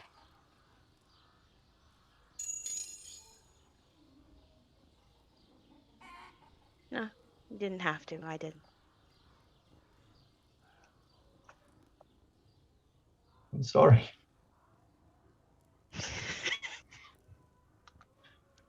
I'm sorry. Ignore me. It's fine. Would you have told me if your plans had gone the way you wanted? Then why would I have had to? The hag was dead. Everyone knew that it was not to be. They said they'd gotten rid of her. Everyone celebrated. We built the statue to the lovers. We knew that it was done. Who cared that I'd made a deal? She was gone. She was never to return. These are things that you don't understand, Mom. That I don't even understand, and I've spent so much time being fascinated by it and trying to understand it. How could you be sure? I danced like you. Of course I went to the woods. Of course I danced in the moonlight. It's how I met her in the first place.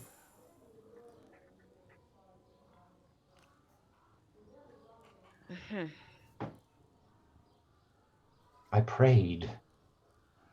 I prayed to Porovit. She was supposed to grant life, but she never did. So when those prayers don't work, you pray to Sarastra, you pray to the other. You pray for magic. She answered my prayer.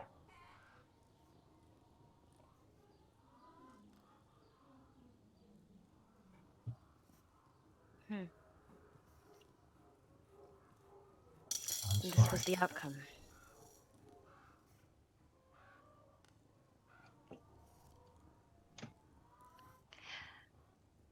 I'm relieved, in a way. This whole time I was thinking that I'd ruin your lives because of these choices that I'd made to follow Sarastra, to be enticed by these different magics, by this unknown. But I guess it turns out it wasn't really my fault. It was yours. It was.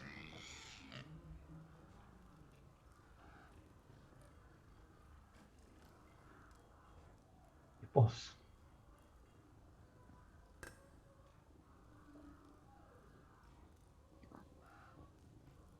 I don't want to cause any further pain to you all, to continue to keep you under this house arrest or anything like that, so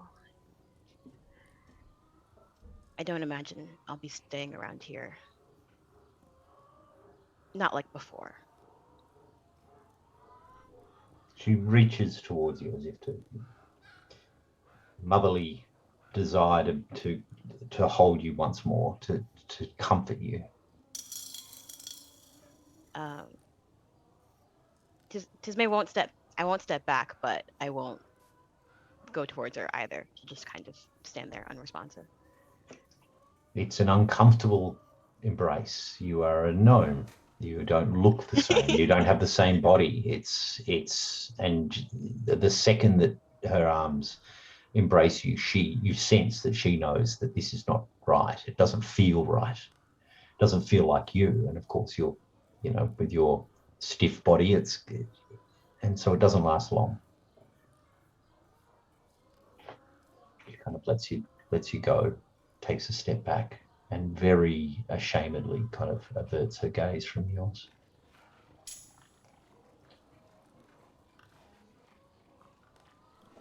Arjun steps forward and says, "Give us time. We didn't know."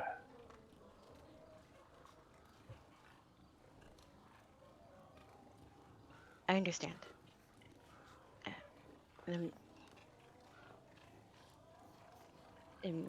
I'm not angry with you. Or you, referring to my sisters. Just a little disappointed.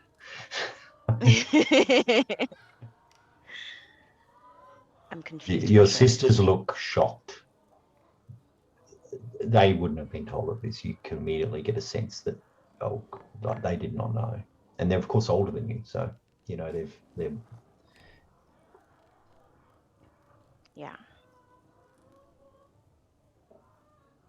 Meanwhile, in the alleyway behind the bakery. This is what I've been waiting for. Truly. "Are you a pretty thing?" says the first soldier without a spear. He's the one that kind of immediately moved around. Mm-hmm. He looks back towards his companion. "Stefan, what are you going to look out for? I've got some business to take care of." And the other one glances towards his friend and says, "Now, mate, I think I'll watch." Esmeralda? Esmeralda's going to look to the two of them and, I only have the attention for one.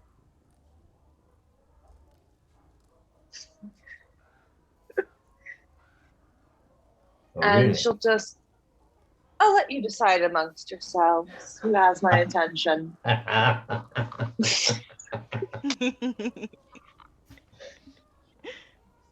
Yeah, go on. Give us the persuasion. Let's see if this will be the last roll. This will be the third roll to see if this works.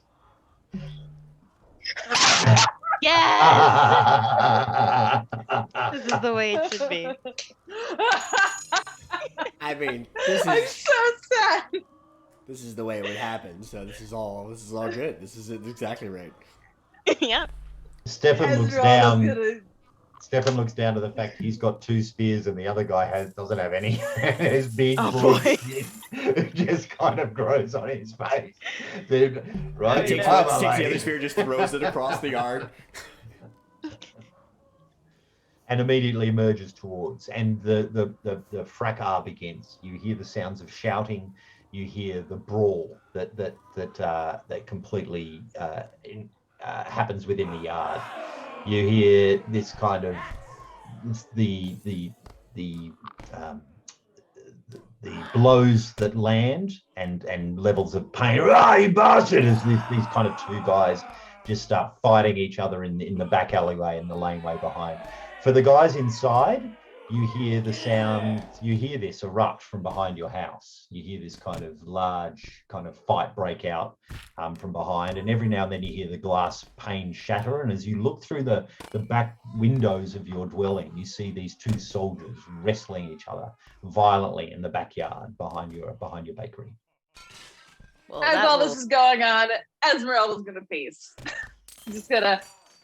All right, stick to the shadows and sneak away. And sneak away with your. That's insane. With your with the ability too. With what's it called? Pass without trace. Pass without That's the trace. trace. Yeah. So Immediately. you want me to roll stealth? No, you're cool. Immediately straight into the shadows as the 2 men are completely distracted. Tismay, within Would the Es- bakery, you've heard this I was gonna argument. say, would break out. Esmeralda, as she's walking away, still be within 120 feet? Mm-hmm. Okay, then well, I guess I will have to figure this out when I do it. Hearing this, Tismay will reach into her bag and pull out the wand, and Yep. not knowing if it still does anything, will attempt to cast message into it towards Esmeralda. You immediately light the wand. Light the candle. Yep, Yes. light the candle. Hold it close. And your parents, the last thing is kind of, please forgive us. And you're like, yeah, whatever. And I hear it out. Creepy candle with the bird skulls. I'm like, Yeah. yeah. You've now taken 2 phone calls instead of talking to your parents. That's right. Which is the way it Oh, really is. God. Just That's the realism. way it really is. Yeah. This is adulthood. Sorry, my I got friend. a big girl job now. I got a big girl job now. You guys, not baking bread no more. Really funny. You're young too, aren't you? You're only like 16 or 17 or something, are you? So like, or you've just turned adulthood? I can't remember your age. I think she's like just turned like 18 or 19. Yeah, cool. Like She's just a yeah, just on the baby. cusp. Yeah, she's a so baby. awesome. That's why she's so stupid. No. So yeah, she'll just please just say like, is everything okay? Just yeah, rapidly into the thing, pointing it in the vague direction of where she thinks Esmeralda is. Are they the Everything all guards right? fighting? As your dad walks out to look at the window. Everything is fine. Mortal men are easier to trick than I thought. Hurry up, we should go find Quinn and the others. Okay. Hearing that, she'll relax a little bit. Confused, but also amused, because from what you've learned of Esmeralda thus far, she's like, not really sure what happened, but it's fine. This is what Fey magic is to her now. She's like, oh, okay, this is what it is. Just go with it. And go to her parents and just say, I need to leave. There's other things happening at large that we need to take care of. You offered some bread. If you could give me any of that, that would be great. But I really should be going. Of course. Your mother just immediately grabs everything she can. Just, if this is the one thing she could give you, this is the one thing she can control. So it's everything she can find from the kitchen. She's just taken the lot and puts it towards what's seemingly an ever increasingly large hamper. Okay, Tismay will take it, and as this is happening, she'll go to both of her sisters and kind of just give them, give their hand a squeeze and give them a look. Not anything super emotional, but just kind of a little bit of I'm not angry with you. Like this is, a little bit of comfort as much as she can. Missing a Did you finger. guys hear that in the And background? a nail. Yeah. I cannot wait to clip that. In the background, all you hear is this Sirens game. Just, you think this is a fair fight? That is amazing. What time So is it? good. Natrini looks at you Oh, now I hear it. with a. What is happening? Because you're a gnome. How is this possible? Those magics that Mother toyed with that were beyond her understanding. I'm learning how to control them. That's what this is. How do we talk with you? How do we get in touch? Oh. Yeah, that doesn't work. So I'll get in touch with you when I can. I'll check in. Be safe. Yeah, I can't actually do the other thing because that resets. That will not work. Yeah, that's right. You're gonna give her a tooth. Please don't give your parents Just a add tooth. You will some, give your so mom a heart funny. attack if you go, hold on 1 second, and you Let me just pluck the tooth out. pluck this one out. Yeah. It's like, there you go, Mom. That's what you did to me. Yeah, the tooth. Let's not do that. Yeah, she'll go into the tree and just say, I'll check in. Your mother hands you the basket of bread, and with the sounds of the rabble going on in the back laneway, she says, please, come back to me again. Let's not.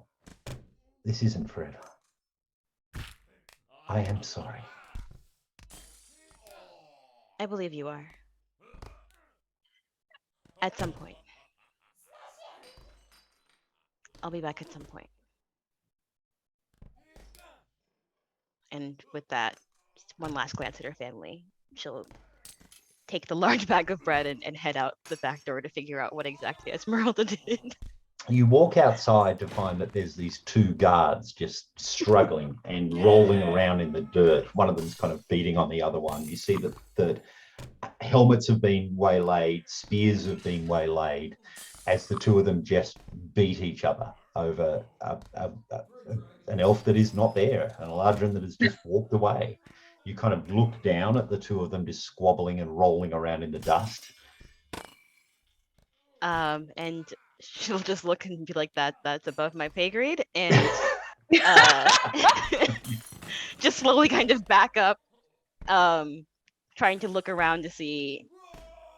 She knows the direction Esmeralda went down the alleyway, so just keep going back in that direction, and then easy enough. Oh, she'll see Esmeralda like hiding in the shadows, watching this fight with a look of pure amusement on her face. Absolutely. And with that, Solid. you descend back into the town of Riverbend. You're walking away from this fracas that Esmeralda has started, and back towards the rest of town. Yes, as you walk, notice Esmeralda has a bit of a spring in her step, as if some of her confidence has been restored. I seems your distraction was successful.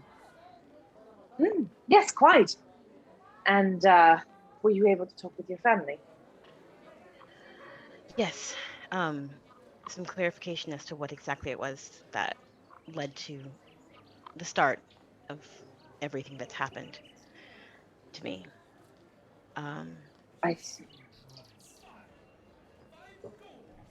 It was true. I Omar see. did not lie. My mother did do as she said. And she was aware of it? She was. Apparently we were more alike in ways that I knew. She too had encounters with Sarastra, sought out the Mistress of Night and Magic to grant her children, and all of this that's happened to me is the price of sorts of doing business. So I'm very sorry to say. But if I might say, you've taken this quite well in stride. Most Part would of have me- fallen to pieces.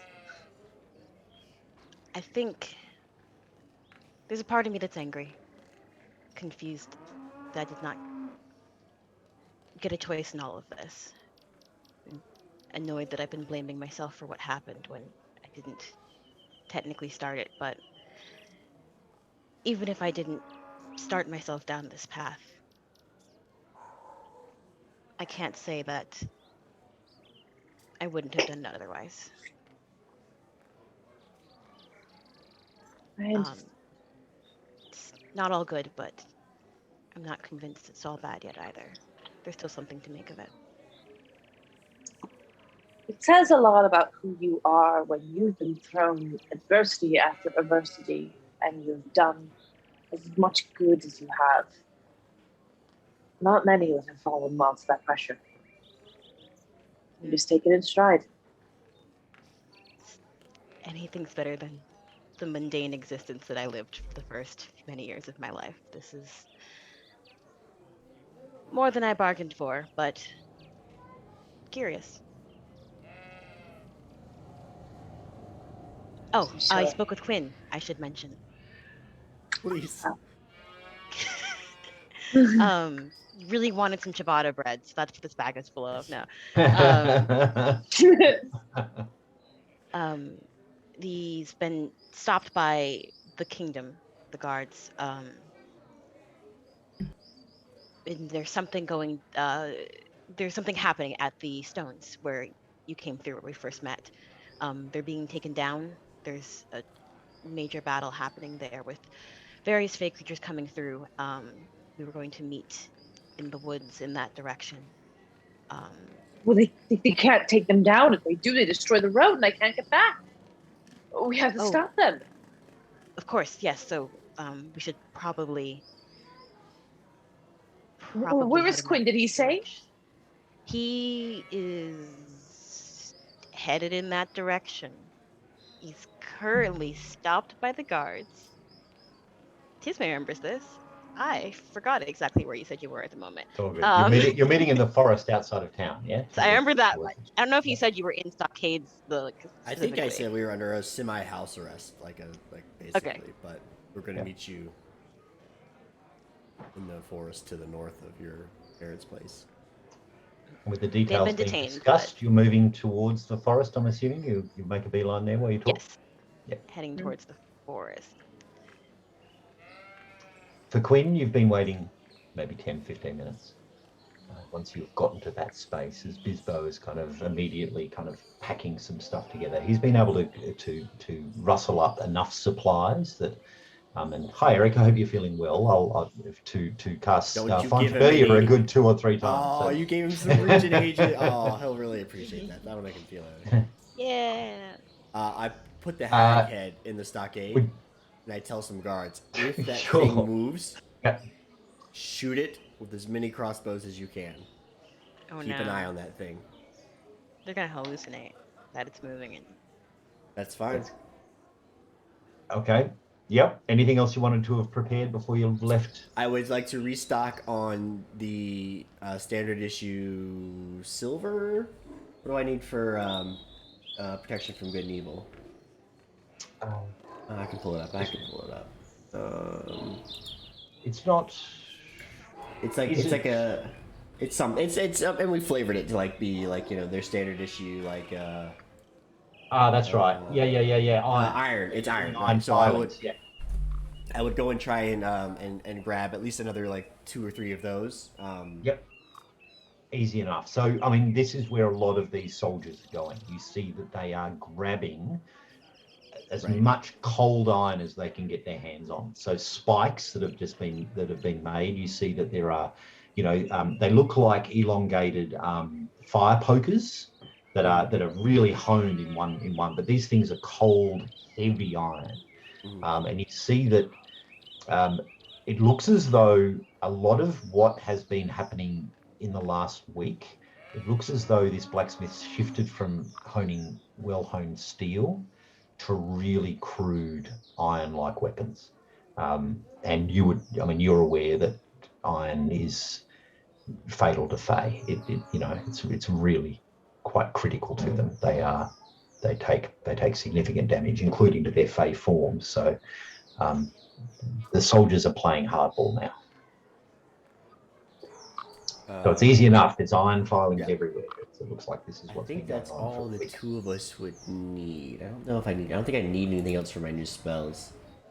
Okay. Nope. Okay. So yeah, just kind of general restock. I don't know, they don't have like standard issue healing potions. That's something we haven't even quite used yet, right? No. Well, not that maybe the lieutenant might have, but none available to you right now. Then yeah, and then we'll kind of like begin to head off in that direction with the. If the groups are in that direction, we'll kind of stick with them as much as we can, and then pivot off. You know, when we're gonna meet up. But if they're not quite ready to go yet, then we'll just take off without them. To be honest. Yeah. Well, there's a level of divergence, I guess, where the soldiers will follow the road that winds its way kind of back out of town and then up the hill towards the standing stones. So you make your excuses for whatever reason and manage to split slightly off from the soldiers. Now, you had told the guards that you would go and see Sergeant Muss and Lieutenant Muss and Sergeant Funkstyle, but it's easy enough to kind of slip away. And so as you stand on the outskirts of the north part of town, watching, you don't even notice Tisme and Esmeralda, shrouded as they are by nature, as stealthy as they are in the afternoon sun. You don't even hear their footfalls as they emerge from the forest. As you watch Quinn, he's trying to perceive, and Bisbo's just nonchalantly repairing good as best he can as the two emerge from the forest. I was gonna say, thank God Bisbo's busy because he happens to shoot most things that scare him in the forest. Yeah, that's true. What you see is a small gnome. She looks well, a tall gnome for her size, 4.5 foot or so tall. But Esmeralda is in her resplendent glory, walking beside her. So you don't know, yeah. Is Tisme? Are you? I would see Penelope, so I'd recognize a deformed Penelope. Oh yeah. An elongated Penelope. Why not? Tisme will just pull out the wand and just kind of be like, "It's me." Okay. Put it back. How did it go at Romilly's? As well as could be expected. Romilly and Ren are working on bringing back Digby over the course of the next few days, and we left the baby with Romilly also. She's not sure what could be done, but we'll think over it. Shit. It seems to not be good for Fey and Fey-like creatures, and I'll kind of like gesture to Esmeralda. Right now, they're dismantling the stones, as far as I know. So either we stop that or we help that, because I'm not sure if Esmeralda could even get back there that way, or if we need to find another road, or I mean, I'm kind of torn because any effort to not help will make us suspicious, and we're trying to be as genuine as we can and keep them off your tail. I don't know what to do. I don't know what the best course of action is here. I mean, they're rallying spears of iron to go and destroy this area. This road, I don't know another way road back. I don't know if I can find my way home. That and you may not succeed. The more they struggle, the more they might bring out. And you see that she's very fearful of the mention of cold iron. And we went back home, Quinn. I lose that. I don't know. I won't even know where to begin to look for another way home. Is this portal tied to the stones? Can we activate the portal without it? If I didn't get much of a time to look at it. I don't know. My guess is yes, it has to be. Either that or something else binding it to keeping it open. Your mic is a little off when you first start talking. I don't know if it's moved away from your head, just to let you know. I know that's your favorite thing to hear. I know. I love hearing that. Oh, better. It's great. Yeah, if you just keep your chin up. I think if you just keep Esmeralda's chin, you'll have just Never look at your reference notes, Taylor. Gonna just bullshit everything. It's all in your posture. Yeah.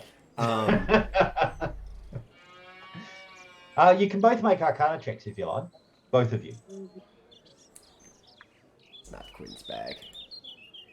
Sure it is. You went to... Oh, yeah, I guess I did study this. This is kind of Quinn's bag. Yeah. Yeah, it's your bag. Yeah. It's your total bag. I'm proficient in Arcana because I studied it, I guess. Actually part of your thing. This To is the thing I study do, Fey yeah. portals. It's actually what you do. Yes, there is a physical element to portals that does exist. So generally there is a physical object. It can be tiny or it could be huge. You get the sense that the willow tree might have been with Amwerta. That's what she was trying to do. The standing stones as a circle probably would be. If they're destroyed, then the portal will be removed. The ley line will still be there, and it makes it easier to re-establish portals on the ley line, but the portal itself will be closed.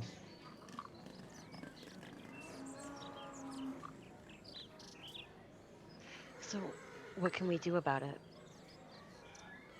We can try to fight the army, or just stop the Fey creatures coming through, and maybe that will stop them from destroying the portal. This lieutenant, this sergeant. I mean, they're serious business. I don't know that even if we went there guns blazing, that we'd be able to thwart them both off. My thought is that we go there and we fight off whatever's coming through in an attempt to win their good graces, an attempt to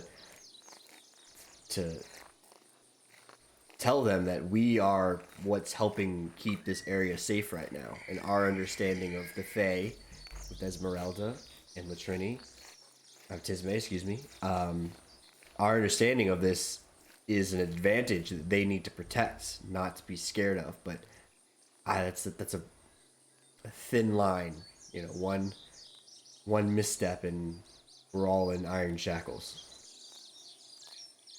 I can go. Bisbo and I can go, and we can do our thing and maybe protect the circle. But with creatures pouring out, it'll be a tough argument.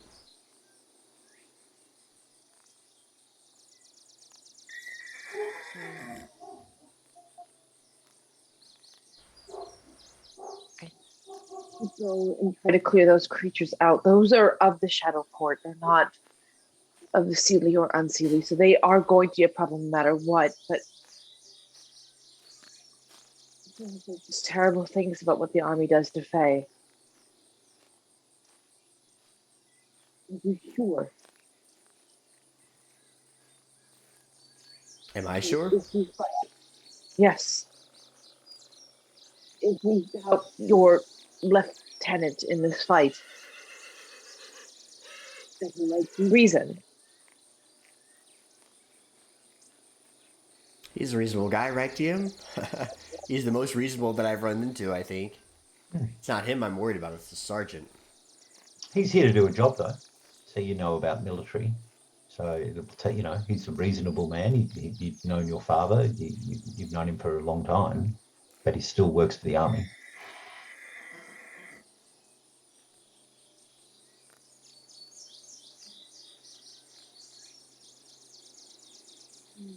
I think it's our best chance of saving the stones. I mean, I can search this entire land for another portal or another ley line, but whether or not one exists, the willow is very strong. Maybe we can reestablish something there. But if we want to save the stones, I think we have to, on some level, commit to supporting them. I'm not saying you two have to join. If you want to wait on the outskirts and perhaps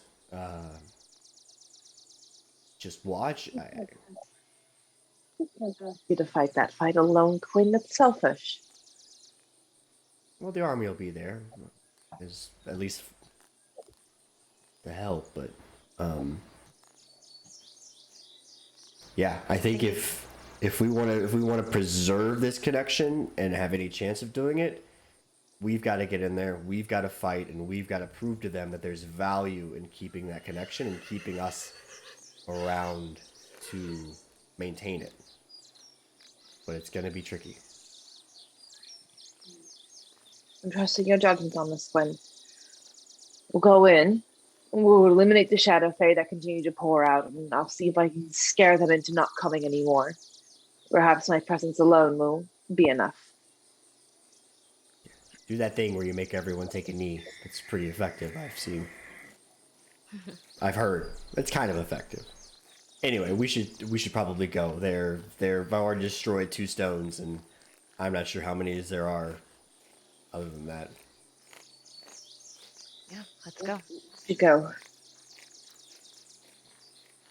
You start to walk. Now, there's 2 ways to do this. We can head back to the road and work your way up where the soldiers have come, or we can cut through the forest, which will probably take longer. Really? Just because it's not as direct, but it means that you'll arrive probably more hidden, if that makes sense. Is there a chance of the soldiers stopping us along, like, in somehow? Hard to say. think What you are aware, and because you used to go here every night, is that the stones are actually on a hill that overlooks, in a clearing that overlooks the road. And so there's a switchback-like path that works its way up to the top of the hill.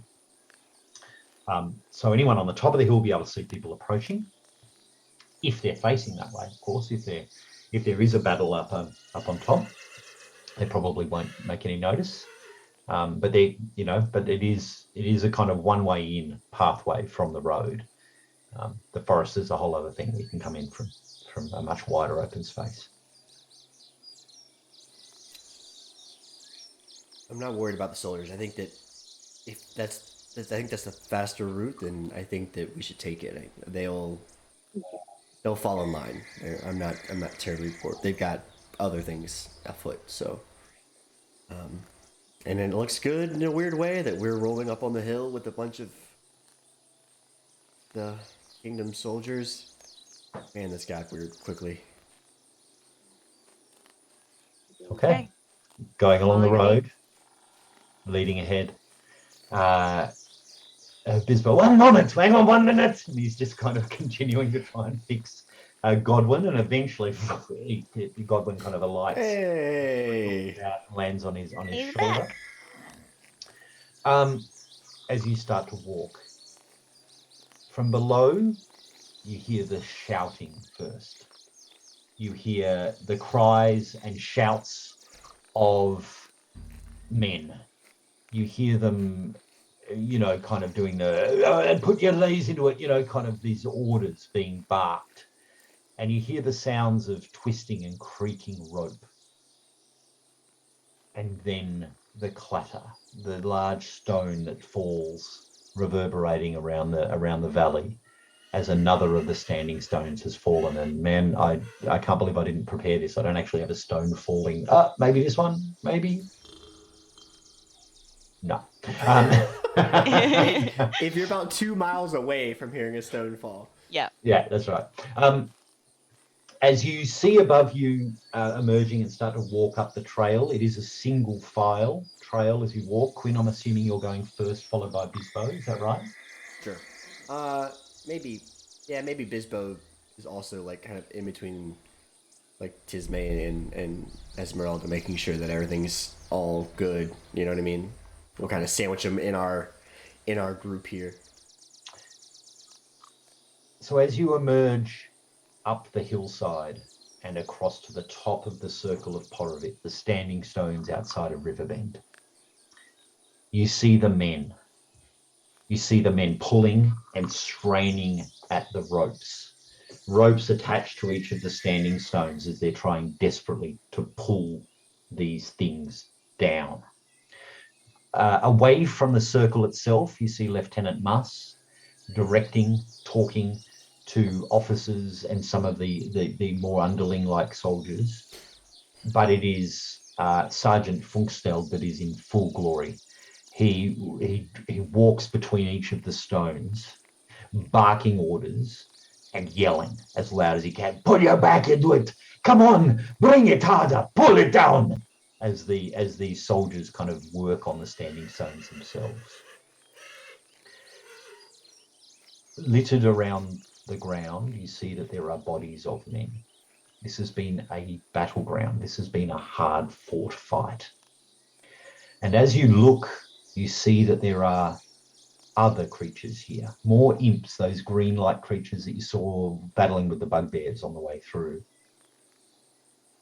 And then underneath a stone, just in the distance, you see the form of a grey-skinned, elf-like creature, but tiny. Just as tiny as a gnome, with large grey iridescent moth wings, put up one hand to defend itself against a soldier as it's driven through with an iron spike. It looks as though whatever wave had occurred has finished, and the men get ready to tackle the stones down once more. As you watch, you see a flare of blue energy. And around you, this sound of the portal opening once more. You hear this kind of glow, this magical energy that washes over with the blue light. And Funkstead says, "Drop them! To arms! They come once more!" And from within this shimmering field of light within the stone circle, you see a cacophony of wings, more imps flying, and these grey moth-like pixies armed with bows coming out of nowhere, volley after volley of arrows exploding onto the battlefield. What do you do?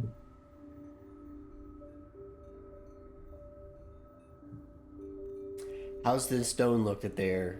What's this? How many stones are left? I guess I should ask.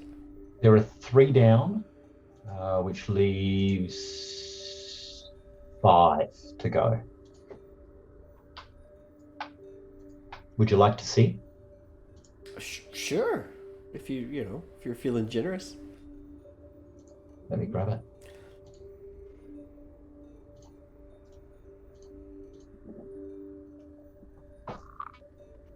This is an afternoon maps map. Forgotten Adventures tokens and some outstanding work by Darshan Pragnani with our character tokens. Ooh. What did I do? If you need to, go to your character sheet and click Find on map. It should So come to handy. you straight away. Am I on the map actually? Yep. You want to reshare? If you don't mind. Thank you so much. How about you, And then Taylor? You got it? Latrini, you got it? Got it. All good? Awesome. Switch us to the battle map here so everyone else can see the goods. If there's this like flurry of creatures coming out, and they're like immediately attacking, then I think Quinn will immediately kind of pivot and start to defend. Why don't we roll initiative? Okay. Okay. Oh boy. Guys, that damn laughter. I'll do this now. That damn laughter. It's my favourite. You can't have a Fey game without giggles. It's just cool. Oh wow. A 4, and a 13. Wow. It's single file, so it's tough. It's tough to get. All right. So in front of you, this explosion of activity as the Fey creatures come hurtling out of the portal. You see that the imps seem to fly first, immediately engaging with the soldiers around the battlefield, flying into their faces and desperate to attack. I'm just going to do a couple of rolls here.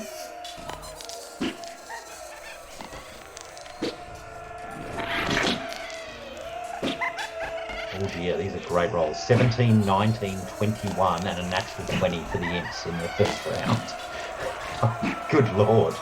And so what you see is all of the soldiers that are attacked by imps are immediately knocked to the ground as these imp-like creatures have long guisarmes, these long spears that hook them from the legs and then start to drive them onto the ground. They perch onto the bodies, stabbing down hard with both hands, and all of these guards are immediately wounded and start to scream out for help. Sergeant von Funkstad draws up his heavy crossbow and immediately fires one towards one of the imps that's landing on one of his soldiers.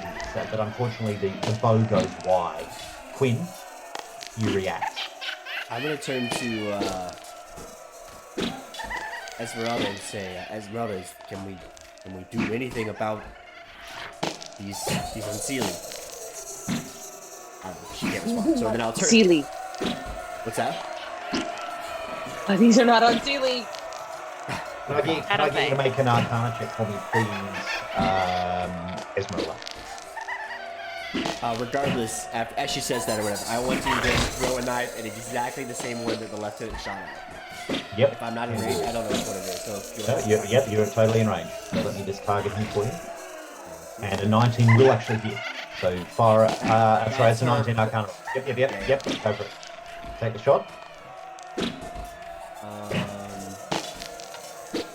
Have we long rested? Nope. Not since Amorta? You have since Amorta, not since the bugbear fight. Oh, because I don't have any. Let me show clean some of this stuff here. Yeah. So Flater Warrior, and returning daggers on, but I need the weapon fighting on. That was on as well. Never mind. I'll get rid of that. Oh, thank you. Go for it. Take the shot. And Or do the damage. Or take the shot, I should say. Not to. Yep. First arrow flies across the battlefield. 15 will hit. Plus 9 is great, I guess. Okay. Yep. More than enough as you skewer the imp that the sergeant missed. The sergeant or lieutenant? The sergeant, sorry. The sergeant threw at that one. The lieutenant's still to act. My bad. Either that. No, that's fine. I'm trying to figure out the dynamic in case I need to use that later as leverage. Sure. Second attack. I'll just kind of clear out the way here and make room for everyone else to come up. Cool. Let me take the child lock off. Sorry about that. Yeah, no problem. Alright. Yeah, that's it. So what you can see, Quinn, you can see shadows around some rocks, yeah? Others without shadows are collapsed. They're the ones that are toppled, yeah? So you still have a second attack, Quinn. You're a level 5 ranger. That's right. I'm level 5 now. Yeah. Get the big boy pants out. That's 5. Good lord. Okay. Then yeah. So I killed that one, right? So then what's the closest one, that's engaged in a guard? I'm assuming right in front of me. Yeah, that's right in front of you. Yep. Swing out a second thrown weapon as well. You do. Why is it gone? It shouldn't go away. All right. Once per hit, honestly, but I don't know. Let me change that for you. But yes, do it now, and I'll change it. Okay. So I don't get planar warrior this time, but I do get. Where is it? Third weapon, there it is. And bam, that'll hit as well. Did some damage.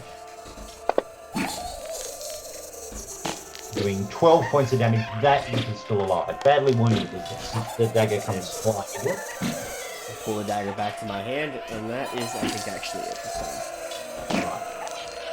Esmeralda, you look up towards these pixie-like creatures, these grey-skinned, moth-winged Fey, and your eyes widen with real concern.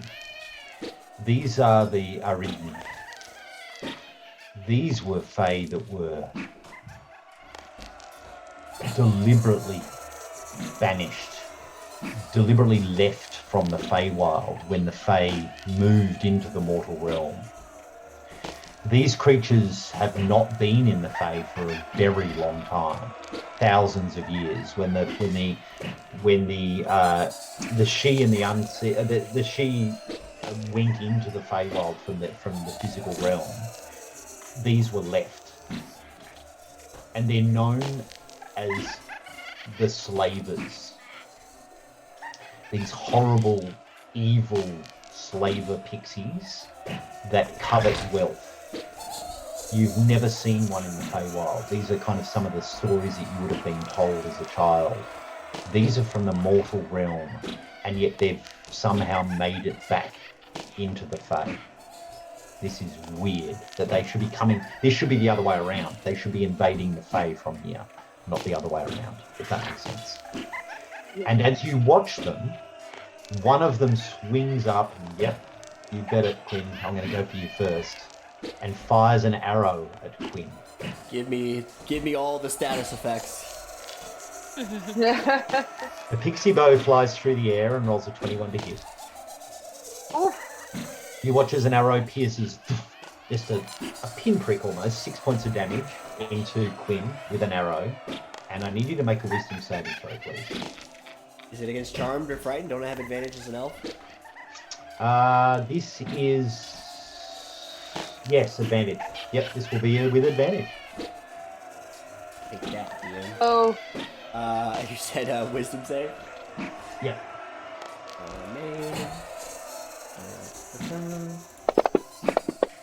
Natural 20. Natural 20. You find immediately there's almost like a poison in here, and you find yourself blurry. Your vision starts to blur as if you're confused about what's going on, and then you just kind of shake your head. I guess you're starting to get a sense of Fey creatures now. Yeah. And this creature circles and then flies quite high up, like they're about 20, 30 feet up above the ground. As the rest of the Renee are going to attack the soldiers. So here we go. So no, that's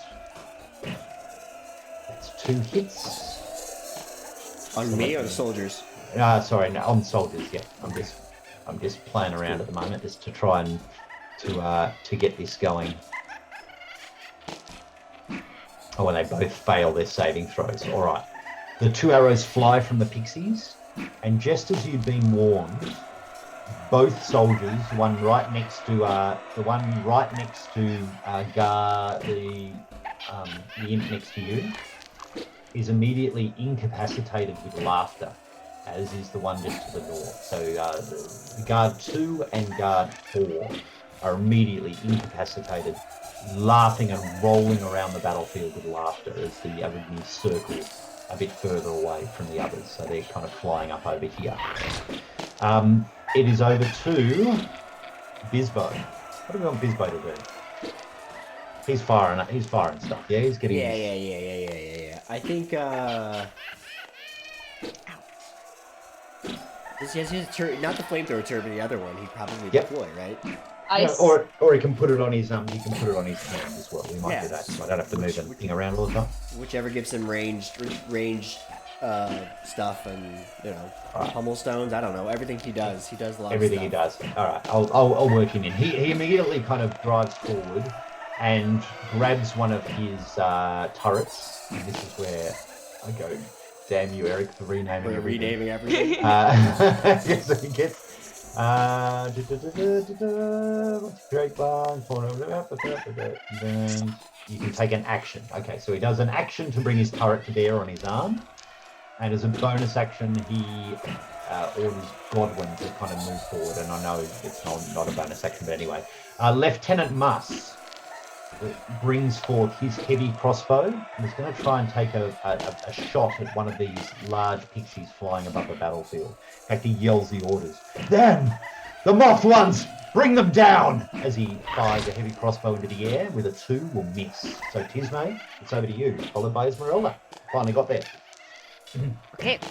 Tismay first will activate her Twilight Sanctuary. Nice. As the purple spectral nighttime energy all comes out. Where's the button for that? As you do so, you see all 3 of these pixies, just their eyes just immediately turn towards you. almost as if they're drawn by the magic. Oh, okay. Your spell number 1.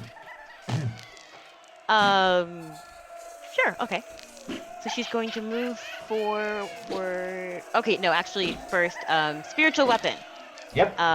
This forest imp closest to her that's harassing guard number 2. She will. Where's button?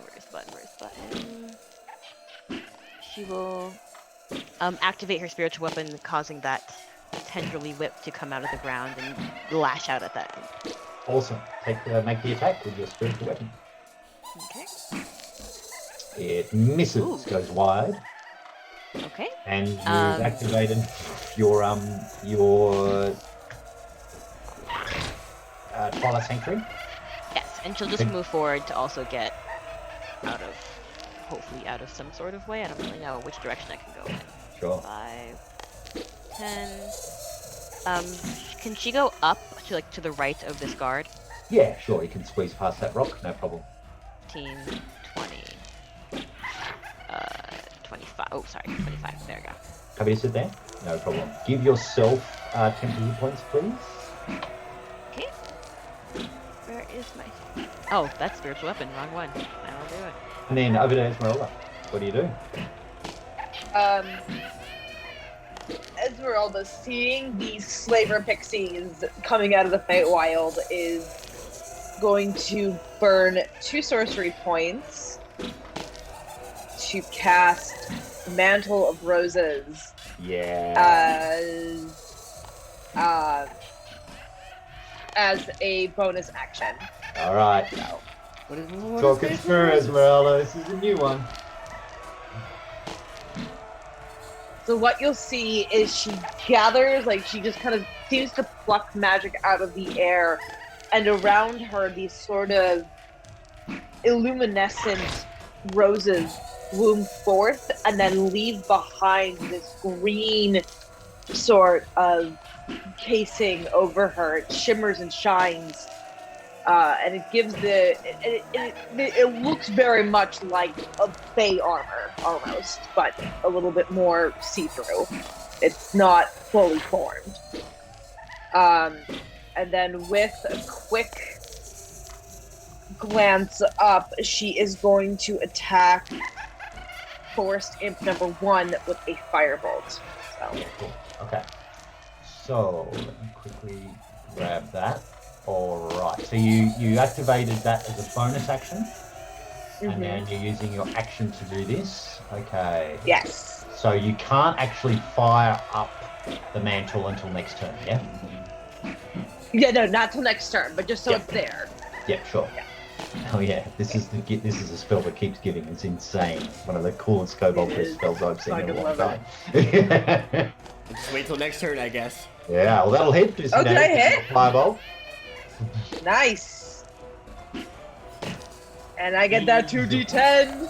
Easily destroying that forest imp number 1. No worries. As it explodes in fire. That's your action. That's your bonus action. Moving if you wish. Yes. She's gonna move up this. She's basically gonna try to move up the path a bit more. So. Yep.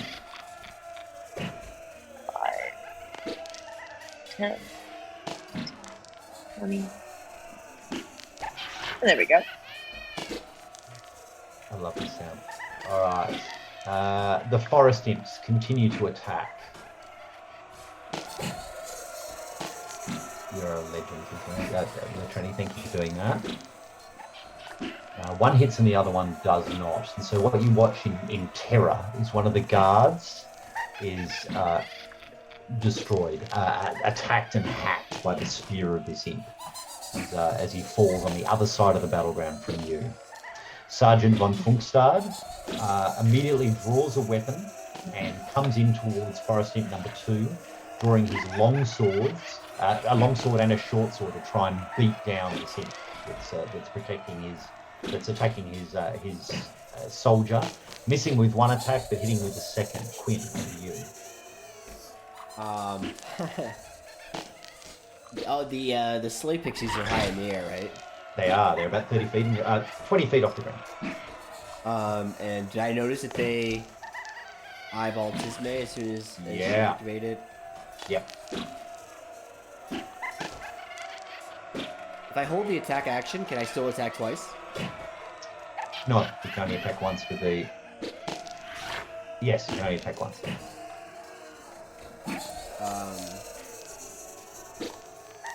Searching DM brain. Yes. Reaction as... No, if you take sorry. the attack You can action, attack you get twice. 2 attacks, right? Yes, you can attack twice. You can only attack once on an opportunity attack. My bad. Okay. I don't think I can get to any of the pixies like within range, right? Like looking If you at the stood map. directly underneath them and fired directly up, then you'd be within 20 feet of them. But I still don't think I can get within 30 feet of any of them. You probably. Look, I'm cool, but the other thing is also if you let acrobatics or athletics on top of one of these stones, you might have a better How chance tall of are it. they? Are they like what 6, 7, 8 foot? Yeah, about that tall. Yep. Just because it's cool, I'm gonna leap on one of them for sure. Sure. So you could use the one in front of you to leap up to the one on the left of you, or something, you know. I absolutely want to do that. Yeah, I absolutely up on the want to battlefield. tiptoe my way up here. Yeah. Yeah. Acrobatics or athletics, you're cool. That would be acrobatics, 1000%.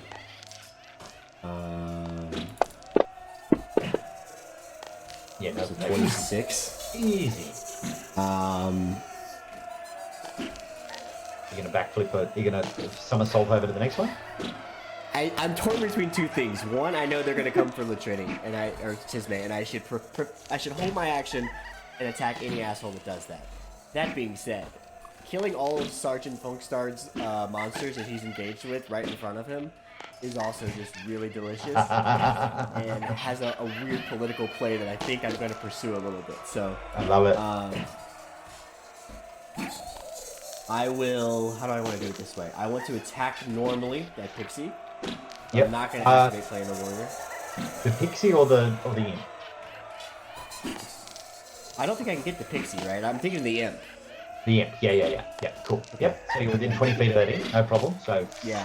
lower it down. Elevated position, so no -2 or anything. I've got so- thrown weapon fighting on you and returning weapon on you. Alright. So Easy. 28 to hit. No problem. Ridiculous, by the way. And that's enough to kill it. okay, so that's the kill. So Sure. kill Funkstards, and if he looks my direction when the knife hits him, and I pull the knife back to me. I just kind of give him like, now that I'm standing up on the tone, just give him like a just a like presence above him. He'll nod. Like, Yeah. yep, Yeah. you're back. Yeah. Great. Can I do I have enough movement to continue to this next stone or no? I was right in front of Bispo probably. So 5. 5, 10, Up. 15. Yeah, sure, man. You're a ranger. Cool. Alright. Make that acrobatics or athletics check, though. You've got to see if you somersault across from one to the other. You're 8 foot above, just leaping between pillars. It's kind of fun. Piece of piss. Easy. You do the somersault. No problem. Am I in range of this next pixie? Yep. Then now I want to bonus action engage Planar Warrior Yep. and hit the pixie. So And I've got returning weapon. I've got thrown weapon fighting sticking on you now. So that. okay, so it's pretty much on. Okay. Yeah. Just got to tell me if you're going to stab something instead of throwing something, and it should be fun. And misses with a 13. Okay. You have inspiration if you wish to use it. Yeah. What's the fun of having inspiration if you don't get to use it every now and then? That's you it. know? Oh, it's for anything though. No. Nice try, DM. No. I need that for the conversations to come. So, no, that's okay. I will take that in stride. You watch as the guards try and hurl spears at these pixies, being ordered to kind of shoot them where they stand, and you watch them, and as you watch, you see that these spears, their heads are cold iron. And these men seem desperate. They seem desperate and tired, as if this has been going on for most of the day. Finally, one of these creatures gets hit by a spear, and takes about 9 damage. And you see it as the spear passes through the arm of the pixie. She just screams in agony. But it is Tismay that they've seen. It's Tismay that has done the magic, and all 3 of them, almost like formation, come flying around the side to attack Tismay with their arrows as they kind of fly through the air. The first arrow fires into Tismay and hits, doing a grand total of 6 points of damage, but you maintain your concentration on... Would that have been dropped? Enhance ability. That would have been dropped by now. That's okay, we'll get rid of that. I will get you to do a wisdom saving throw, please. Wisdom saving throw. Okay. I'm not bad at those. Oh, so Might have jinxed wise. myself. No problem, 16 is enough. The second one continues to fire with an arrow. As the pixie arrow fires through the air. That also hits. Gonna try Doing to get you one way or another here. 9 points of damage. Oh, now the enhanced ability is gone. Can I give you a wisdom saving throw? Okay. 20 is enough. That's fine. You resist it. The third pixie fires its arrow at Tismay once more. Come on. And a 16 will hit. Damn it. Doing Yo. 7 points of damage. Can I get you to make a wisdom saving throw, please? What? Come on. 3rd Let's do- times? Come on. Yeah. And a 19's enough. No worries, as they immediately move back. Oh, kind no. of flying and separating around the battlefield once more. Bisbo. No! My friend! Or something! Give me a Russian! Who is he? Is if he's putting help on whoever, like if Godwin's doing the help action or whatever, just. Oh, that's a good point. Let us know. Yeah. We can assume it was the pixie I killed. Done. Last round. Thank you. Let's do that. Bisbo's going to fire off his Eldritch Cannon. And fires it into Just assume it's a natural 20. Aridity number 1. He rolls a 28 to hit. So he does... Oh, that was the wrong one, but that's okay. Doing terrible damage. 3 points of damage. And he then fires... What am I going to fire? Ice or pummel stone, guys?